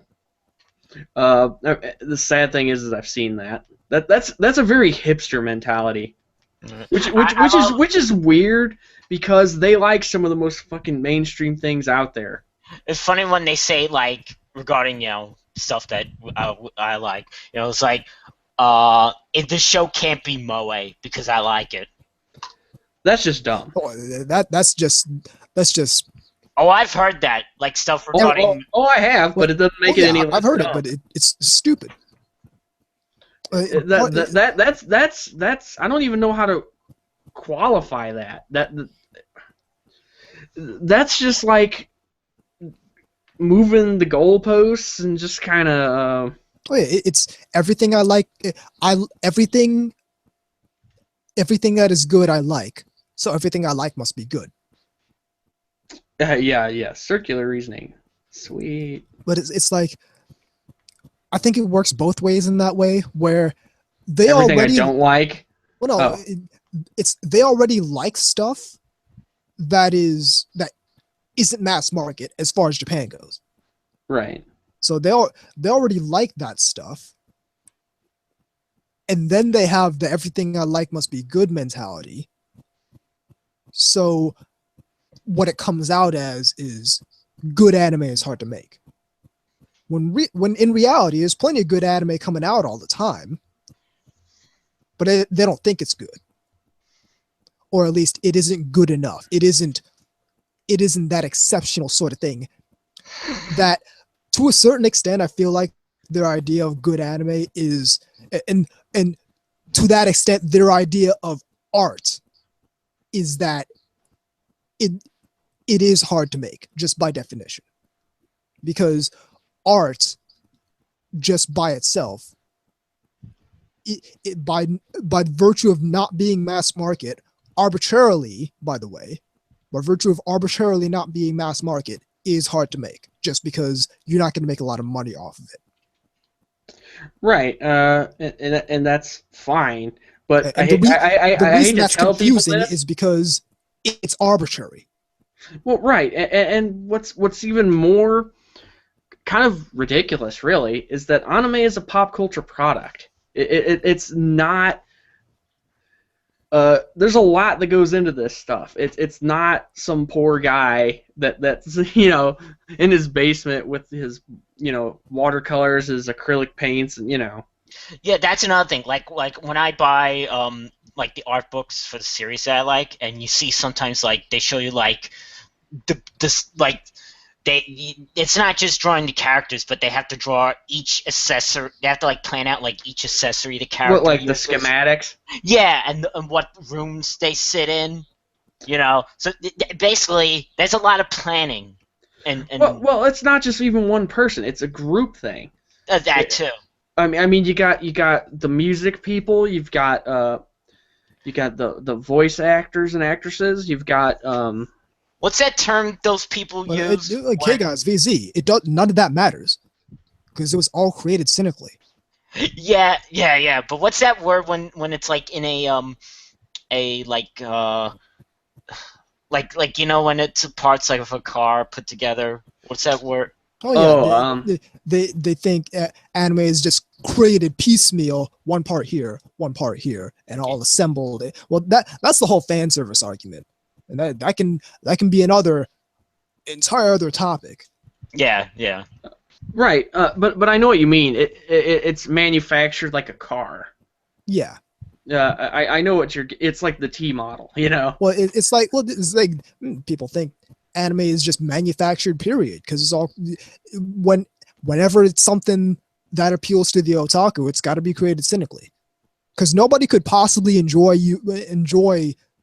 this stuff, right? Yeah, I mean, nobody could possibly be staying in an industry where you get paid for shit. You don't get paid for shit, and the conditions are horrible, oppressive. Deadlines are ridiculous. Yeah, nobody. And it's a thankless fucking job. That entire implication just upsets me, because it shows a remarkable disrespect for the people who make the stuff that you're now making a career off of. Well, yeah, like I said, it strikes me as very strange. It's like this stuff is created cynically. Well, then why do they do it? It ain't for the money. See, difference is, to me, it doesn't strike me as strange, because I know what the value system is. They don't value the stuff that they say is created cynically is just stuff that isn't valuable to them, because the only way anyone could create anything that has value is to create something they like. It's the value system. That's all art is. That's all art ever was. It's a value system. This is art. This is not art. We can do the semantic argument all day about what's art. Oh, is pornography art? Oh, well, I know it when I see it. We can do that all day. But what it breaks down to, what it boils down to, is that I value this. I don't value this. So this is art to me, but that isn't art to me. But that's the basic hierarchical structure of this. Yeah, it is basically that what's up at the top of the pyramid is what I like, and everything else is, of course, lower tier. And there's certain levels of what's worse, from their perspective. Well, I mean, it bleeds into a whole bunch of different concepts, like the concept of the guilty pleasure. That's when everything I like is at the tippy top of the pyramid, but I also like something that can be considered below my level of the pyramid. So I have to be sort of self-deprecating about liking that, because I can't like that genuinely, because it's below me on the pyramid. It doesn't fit the tier, as it were. Exactly. It's not according to my value system. It isn't at the top of the pyramid, so I have to denigrate myself for liking it, because despite the value system, it is below me on the pyramid. That brings about the very term guilty pleasure. That too. Which amuses me. To which I would just say, there's no guilt in that pleasure. That sounds like a porn title, but I've abandoned the concept of the guilty pleasure. The thing is it's kind of bullshit. It's like, I can explain to someone why I like a thing. That alone should be enough. When it's like, oh, guilty pleasure. Well, you're just making an excuse. Do you like it or not? Yeah, exactly. It's yeah. I mean, I The real issue is just people can't articulate why they like things, just period. There's a whole bunch of people who just have a whole lot of trouble explaining what they like about things. And number two is that they know they will be denigrated by their peers for liking something that isn't at the top of the value system. Which again also kind of ties into the signaling thing. Yeah. Like I can't let them know because this is out of lockstep with, you know. Or at least I can't let them know. I can't. It's like that's the irony thing. I think I can't let them know I genuinely like this. Really like this thing because I can't reveal my power level. Yeah, exactly. It's that sort of It's that mentality, but instead of I'm not gonna be out. I can't let anyone out in public know I like anime. It's I can't let anyone in the fandom know I like the wrong show. I can't let anyone in the fandom, the anime fandom, know that I like a certain anime show. It sounds really stupid when you say it out loud. And the reason for that is because it is stupid. It's a stupid concept. People shouldn't feel like they have to suppress their own enjoyment of stuff in order to garner respect from people. And if that's the way you need to garner respect from some people, are those people worth respecting? And are those people worth having respect you? If they're gonna disrespect you for watching the wrong show, that's crazy to me. It's insane. Unless it's Honey Boo Boo, there can probably be an argument made there. You know what? Man, do you? That's another thing. There seems to be this really prevalent need to be in other people's business. Oh, that too, yeah. When it's not even invited. It's people who make the way other people engage with their media their business for no reason. Yeah, I mean, although I do think more people should just start telling them to fuck off. I think that's something that needs to be done to an extent, because that's the only way they're going to get the hint. Yeah, it's like, dog, why does this matter to you? I don't know. It's just, it reminds me, maybe it has something to do with like the live journal culture or something. You know what I mean? The idea that everybody needs to know what I'm into, what I'm doing. I took a dump today. You know, Here's a picture. I don't even think it's that, because I'm on board with people being loud about their fandom as long as they're enthusiastic about it. I think what I really think is that the value system. People derive value from, in this case, is people derive value from other segments of fandom, in this case being underfoot. It's like how let me look up this chart here, because here we go. This is an old chart called the Geek Hierarchy. Oh yeah. Oh, I've seen that before. Yeah, and it just breaks down all these, and a lot of it's based around like sci-fi and all that, but it just breaks down all at the very tippy top. Yes. Furries on the bottom is what this is the extended edition. So it's furries on the bottom, and below that is erotic furries. Oh, wow. I haven't seen that. Yeah. It's this entire I'll link the Geek Hierarchy in the chat. It's this entire hierarchy of different fan bases, and what's really clever about it is when you go down, it's not the legend very specifically says it's not that this hierarchy level is less geeky than, it's this considers themselves less geeky than. So it's like published science fiction fantasy authors and artists consider themselves less geeky than fiction, sci-fi, and literature fans. Mm-hmm. amateur sci-fi fantasy writers consider themselves less geeky than the fanfic writers, who consider themselves less geeky than the erotic fanfic writers.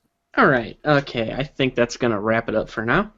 All right. So at the end of the day, remember, it's the value system. That's the entire reason we have the word art. It's the entire reason we get into this stupid semantic argument whenever the word art is brought up. And we are all better served just talking about the medium and not talking about art. Okay. The key word here is value. Do you have any? No. It's the value system. Keep it all. We're at the break. Keep it right here on NTR Radio.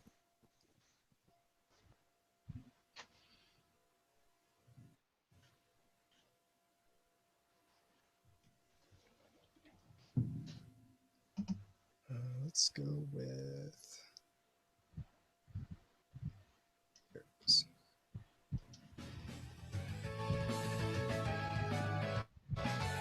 Hey, what are we gonna do for this third segment? We're gonna read the Do you have mail, mail? and then Okay. we're gonna look at the chart. Oh, okay, I'm down with that.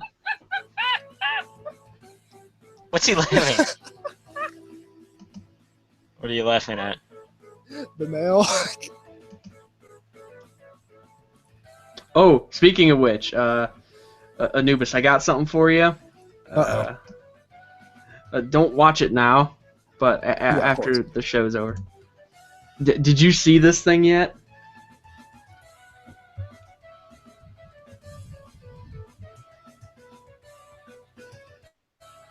No. Holy shit, are you in for a treat? Well, I'll listen to your reaction after it's over. Is there anything I would like? Probably not as much. Oh.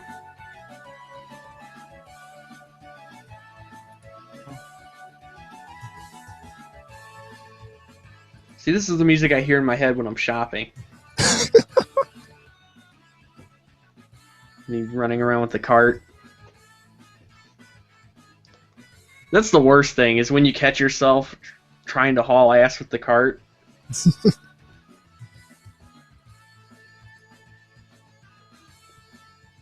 And probably not.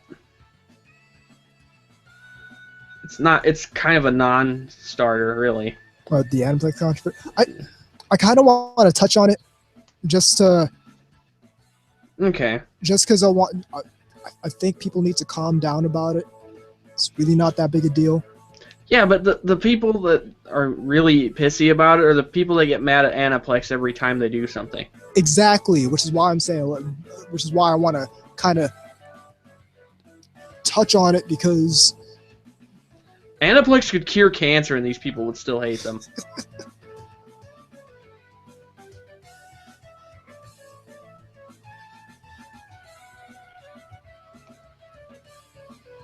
Aniplex could solve world hunger.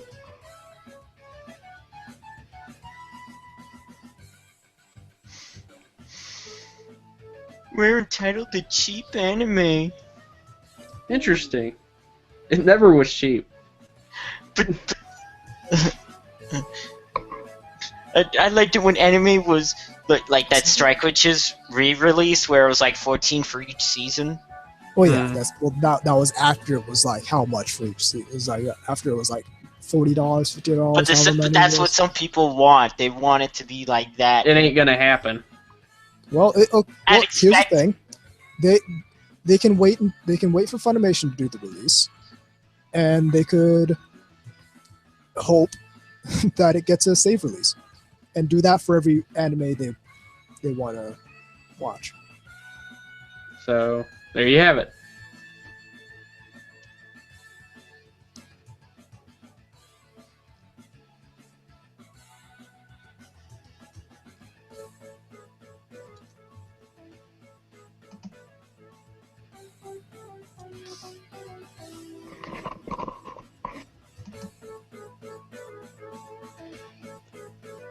Come on, get on the Magic School Bus. Alright, the mail is up, and the chart is up. Let me get that article up real quick. I love that. People who write erotic versions of Star Trek where all the characters are furries, like Kirk is an ocelot or something. And they put a furry version of themselves as the star of the story. Yeah. Furries. Erotic furries. Yeah, I've not seen the expanded edition.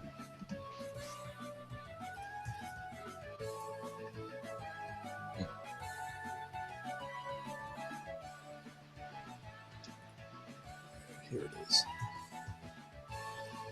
Do you ever get weird thoughts while you're sitting there, I don't know, like in the bathroom or something like that? You're just sitting there, and you get thoughts that come to your head, and you don't understand why you do. I'll tell you one I had the other day. For some reason, I was thinking of. Don't ask. I was thinking of the Nintendo 64. That champ controller. No, I was not thinking about that. Well, sort of. Because I was thinking about the Rumble Pack. And I was thinking, I wonder how many people have been using this thing for questionable purposes. Of course. I mean, given its shape and everything. I'm sure the advent of force feedback has helped many people relieve stress. Ooh. Yeah. Ready on third segment. I am as well. In 3, 2, 1. Welcome back to NTR Radio. We have, when I found the button, mail. Incoming message. This one's coming from Drawing Girl. I have a question for K-Gods. Why is Break Stuff by Limp Bizkit your favorite song? Wow. Okay, just gonna make clarification. It is not. I actually hate that band. I laughed hysterically when Deadpool made fun of them. Did you see that movie? Yes. Yes. That was possibly my favorite line in that movie. One of the top 5 for sure. But yes, for those who don't know, that is where a lot of the joke is coming from. It's us making fun of that. It's not really a riff. I don't see how you can think of that as a riff. It's just kind of like this bad, like, Jaws kind of thing. It's just like, wow. And if for those of you who have not seen the video, well... Keep it that way. No. It'll enhance your experience. It's even got a slew of guests. Eminem shows up. You know, for some reason Dr. Dre does, which that's kind of sad. Dre and M are always in the same place. Yeah, so like it's like the opposite of, hey, you notice how you never see the two of those people in the same place? Oh yeah, that's how you always see the two of those people in the same place. That's Dre and M. Yeah. Okay. Fair enough. But the videos, whew, in the background, it's a good thing it's shorter. I think Villainous would have not survived. It's just got people trying to act like they're tough and shit. Yeah, trying to be the X Games when not really. Yeah. There's even people in the background on skateboards and BMX bikes and shit. It's just really silly. Reeks of basically MTV nonsense. All right, so this is a topic Cuba the Third brought up in the IRC, and we're gonna touch on this a little bit. I don't really think there's much that needs to be said, but there's a lot of people who are real up in arms about some comments President Goto from Anime of America. Aniplex of America. Anime of America. Avatar? Is that like just some conglomerate that just like, you know, Anime of America, they like own all the anime companies. Yeah, that's like after all the anime licensing firms have folded and they merged into one like megacorp. One megacorp. Yeah, it's like some kind of like Borg of anime licenses. It's like the cyberpunk world now. Yeah, it's like if for those of you who've seen Bubblegum Crisis, like the Ultra Boomer. Yeah, exactly. Yeah, where it's just like, no, I got a better one. The Trapper Keeper from South Park. Yes. Where it's just this massive blob now. where it just like starts taking everything. Yeah. Good times. But yeah, so people are up in arms about some comments President Goto from Out of Place of America made. And here's the quote. And this is coming from the Anime Herald. I'll link it in the RC right now. As opposed to the Boston Herald. As opposed to the Boston Herald. But here, the quote is, Aniplex is serious about not devaluing their product. In March, the rights for Full Metal Alchemist Brotherhood reverted from Funimation to Aniplex. This was a major event and something we'll be seeing more of. President Goto made it clear that Aniplex has had a shift in philosophy and wants to bring their properties back home under their roof. He considers Full Metal Alchemist to be one of Aniplex of America's greatest successes. The fact that people thought of it as a Funimation product concerned him. Aniplex of America's brand is very important to him, and Full Metal Alchemist is one of the most important shows in Aniplex's library. So, there you have it. And I think that's pretty straightforward. I was gonna say it sounds fairly reasonable. I don't know what's going on. I don't know what's so bad about that. My thing is, I keep saying, like, you had like a decade to buy it if you really wanted it. To a certain extent, I'm with you on that, but there's also people who have gotten into anime in the past couple years and have been recommended a show from 12 years ago instead of something contemporary, but that's an entirely different problem. Yeah, I mean, you can't just assume everybody's been into it as long as we have. Yeah, but that's such a non-issue to me about this. My thing is I don't get it. I don't know what's the problem. And a lot of people are just, I think what's going on is a lot of people are just going to get mad about whatever Aniplex does because of their business model. Well, yeah, I mean, it really does just seem kind of like whining. It's whining. I mean, there's really no way I can spin it otherwise. You know, it just comes across as whining. Yeah. Whining. We would like cheap anime, and we know Aniplex's business model, and we know it's not going to happen with Full Metal Alchemist under Aniplex. And I see on Twitter people going into how Aniplex didn't do anything about the show's success in the United States. And in my head, I'm going, except for make it. So I mean, yeah, I mean, at the end of the day. And another thing is, I think one thing people are really ignoring about this quote is that there's still an alarming number of people out there who think Funimation makes anime. Yeah. Like the same. There's still an alarming amount. I was talking to people back. Remember when Knights of Sidonia finished airing, and then Netflix picked it up? I was talking to people right around when that was happening who thought Netflix made an anime. Yeah. Cuba the Third is on point. Funimation just marketed right. They had it's twofold. Funimation's good at marketing, and FMA is a really good show. It wouldn't have. There you go. if anyone thinks I'm off base with this, we can battle.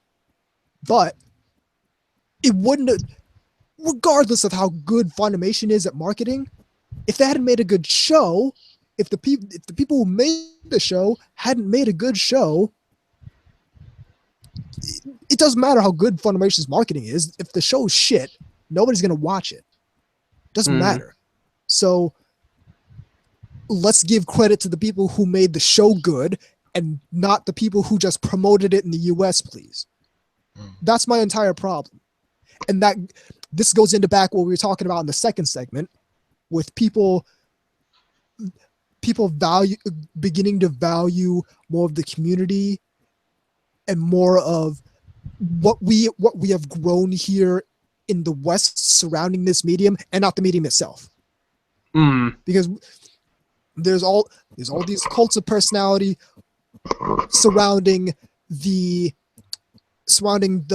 voice actors and all that, and I get that because I value voice actors, but it's a problem when voice actors will fill panel rooms and the people who made the stuff do not. Yeah, that's rather, speaking of things being alarming, I mean, that's just really, it kind of says a lot, though, about how the current state of things actually is. Here's the thing. Nobody can make the argument that the West doesn't matter anymore.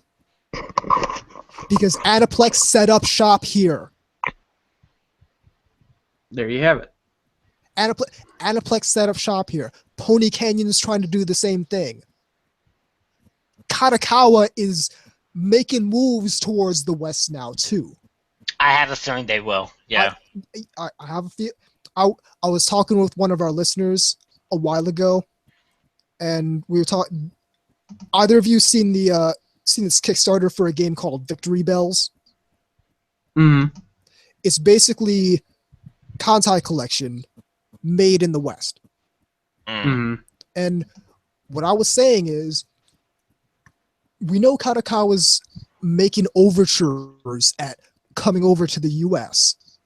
If I was Kadokawa right now, I would be looking hard at that Kickstarter, because that's basically other people doing your market research for you. Yeah. Because hey, if that Kickstarter comes out, because we know exactly what's going on with that Kickstarter. It's people like Concole, and it's difficult to play Concole in the West, so they're making a new one. If that's a success, then we know we have a fan base there, and they could just translate Concole and release in the US. And that product, Victory Bells, would be dead in the water, no pun intended, because the real thing's out here now. So they're paying attention. People keep making this excuse. Oh, the West doesn't matter. It doesn't matter if we buy DVDs or support. No, they're paying attention now. They have been for years. Let's get out of this 2004 mentality where we're just getting like the dregs years later, and let's get into 2016 mentality, the current year mentality. Really? This is where this is now partially a globalized market.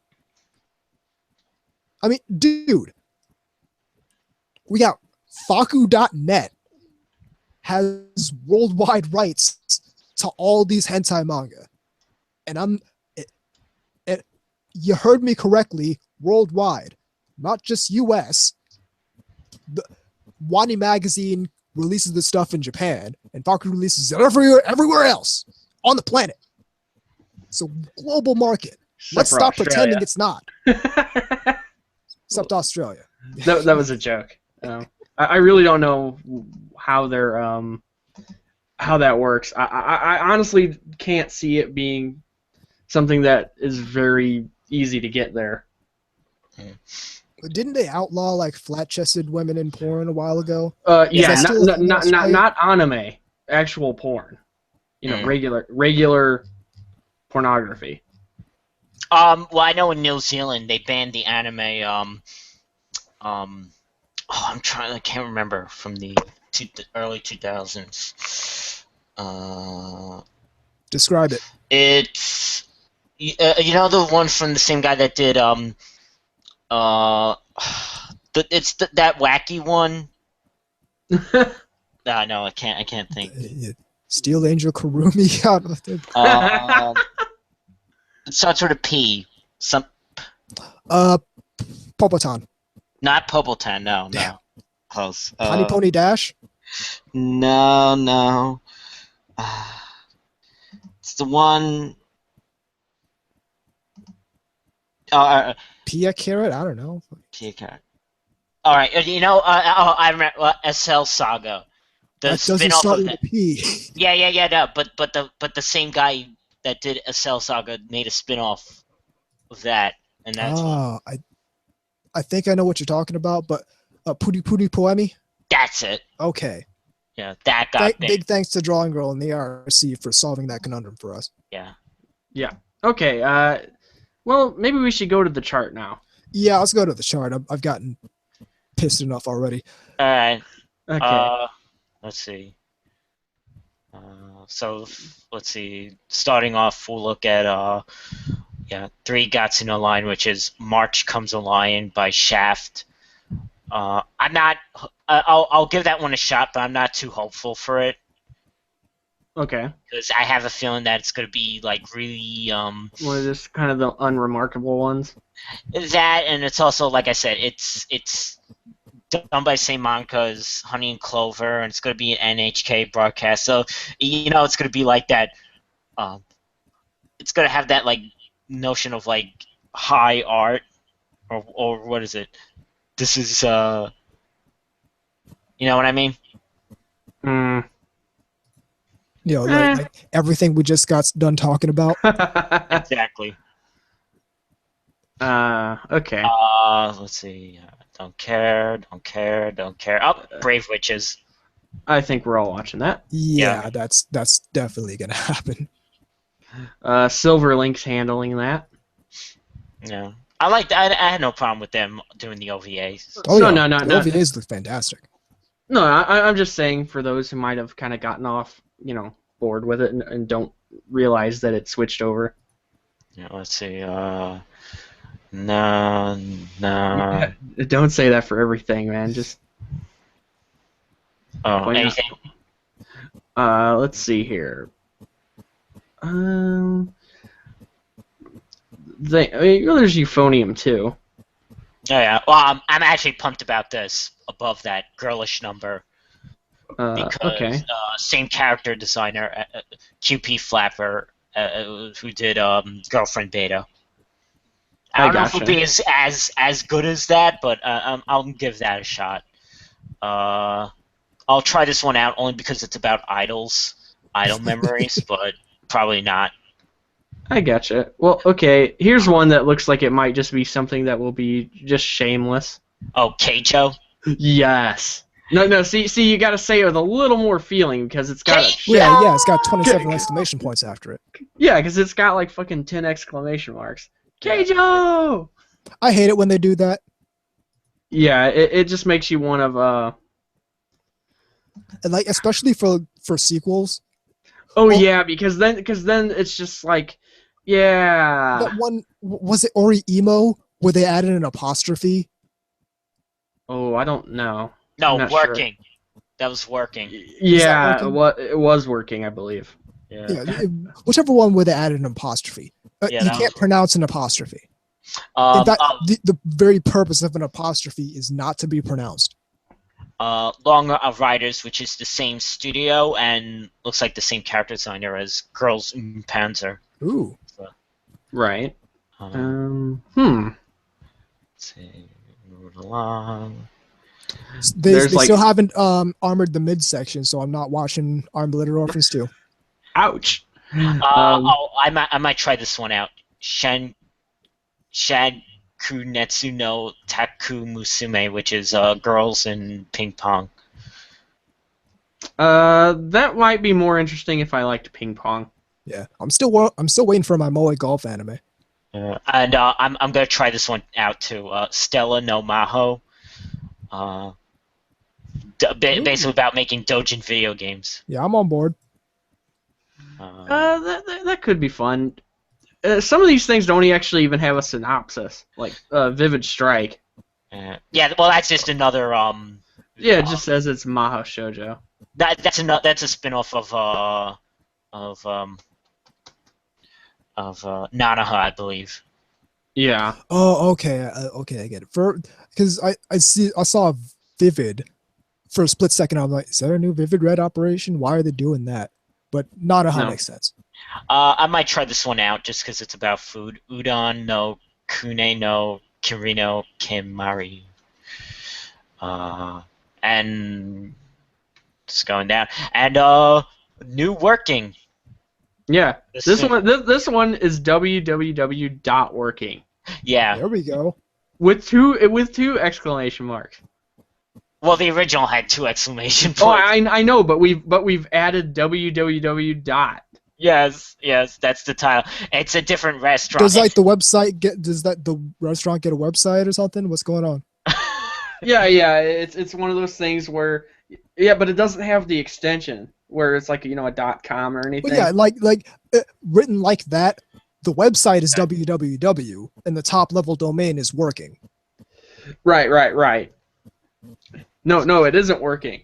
It's supposed to be. It's 404. It's supposed to be a different, like the same. It's supposed to be the same restaurant, but a different one. It's still the same restaurant. I mean, it's still Wagnaria, but a different Wagnaria. You know. Oh, okay. It's a chain restaurant now. Yeah, it's a fresh. Yeah, I was gonna say it's a franchise. Yeah, that's what. Okay, as opposed, it'd be funnier though if it had like a really obscure top level domain, like www.working.info. .moe. .gov. People are getting real crazy with these top level domains. .camera, .ninja. The .ninja one's been around for a while, hasn't it? Cubate the Third says apparently it's pronounced wah wah wah. As opposed to Wild Wild West. It's Wild Wild West. Yeah. Okay. Enough of that silliness. Okay. Scrolling down to TV shorts. I saw the first season of this, so I'm gonna watch it. Anitori. This time, it's got 2 X's. Ooh. We'll just wait till next time. Yeah, exactly. That's just basically. It's basically a use of fan service and exercise. Gotcha. I'm gonna try this one. This might be something. Barnard Joe Iwaku. Creators Impact Tokyo. Wait. We should read this thing. It looks like it might. Okay, the short gag manga is about the love of famous works of literature. Sawako, Miss Bernard, Machida, a lazy girl who wants to be a well-read person, but does not actually read much. The manga recounts the conversations between Miss Bernard and her bookworm friends about the Bible, the tale of the AK, guns, germs, and steel, the Jared Diamond book, The Door into Summer, The Great Passage, Ferret's Last Theorem, and more masterpieces that she has not necessarily read. That sounds interesting. I might catch that after finishes, and I can watch the whole thing in one sitting. I watched the first season of this, so it's getting another one. Mahou Shoujo Nate Mo Desu Kara, which is the one I don't want to be a magical girl anymore. Which is a funny concept, but note that the company that does this is Pine Jam, as opposed to Pearl Jam. Let's see. I don't see any movies or anything.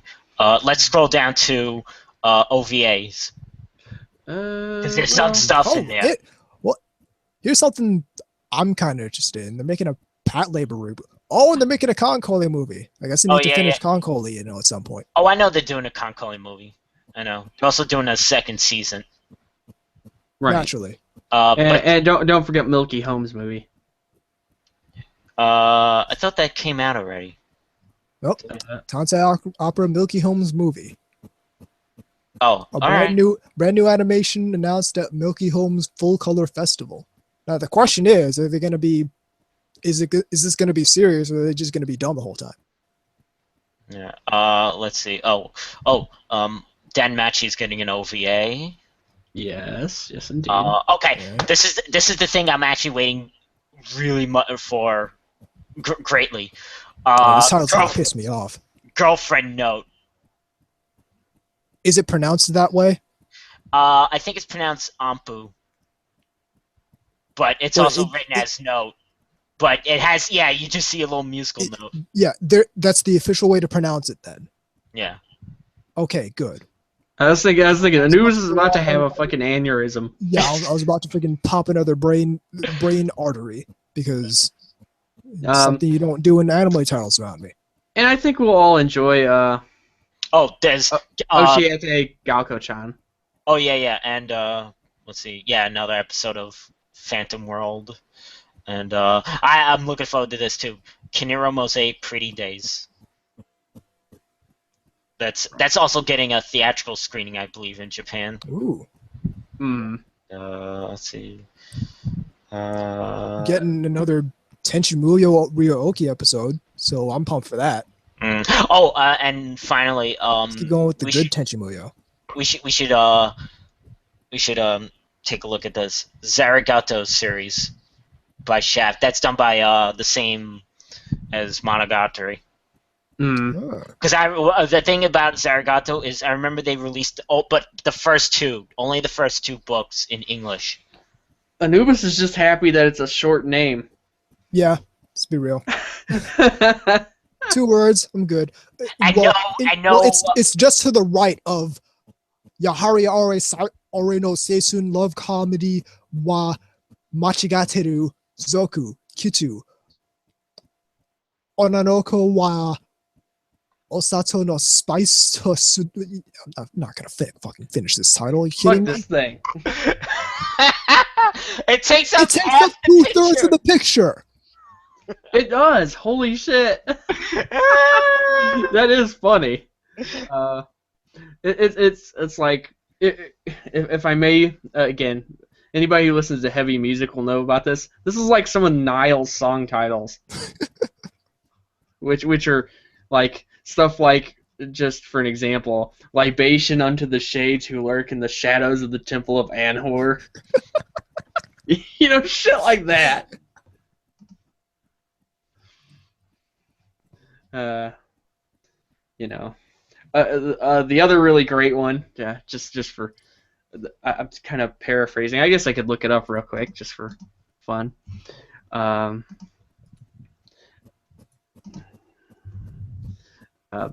Just a second. Come on. Alrighty. Sure, it does look interesting though, based on the visuals. Right. Okay. Here you go. Here we go.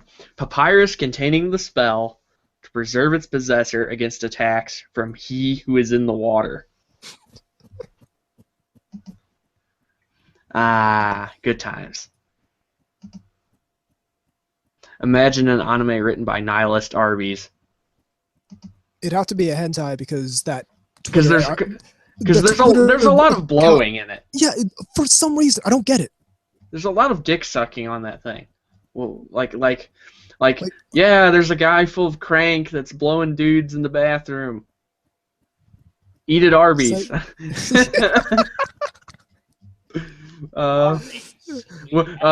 The neats. NTR Radio is not necessarily endorsing Arby's. No. That was actually just, an example of how they write shit. Akibas, we have the neats. Dude. Yes. But yeah, that there's no way that would be anything but some kind of horrible OVA. All right. Anything else, or I think we're good for the show. Hey, it's good to be back. Indeed. Let's not jinx it. Because anything could happen. You know, because the universe is against us now at this point. So something's gonna just fuck itself up. Either both mixers are gonna explode, or Mics will start not working. the mic will just melt for no reason, just turn to sand. Or Internet connection will go out. Internet connection, or something catastrophic will happen. So, but here's the thing: we're NTR Radio, so we're gonna come back regardless. Yeah. In any case, that's the show. The email address is ntrradio@gmail.com. The website is she'slostcontrol.net/ntrradio. Check out VZ stuff, vzmk2moemekagattai.wordpress.com. Check out Otaku Midnight. They're going to be coming up this Tuesday. They've got an action-packed show ready for you. Check out Neon the Magazine, she'slostcontrol.net/NYAAN.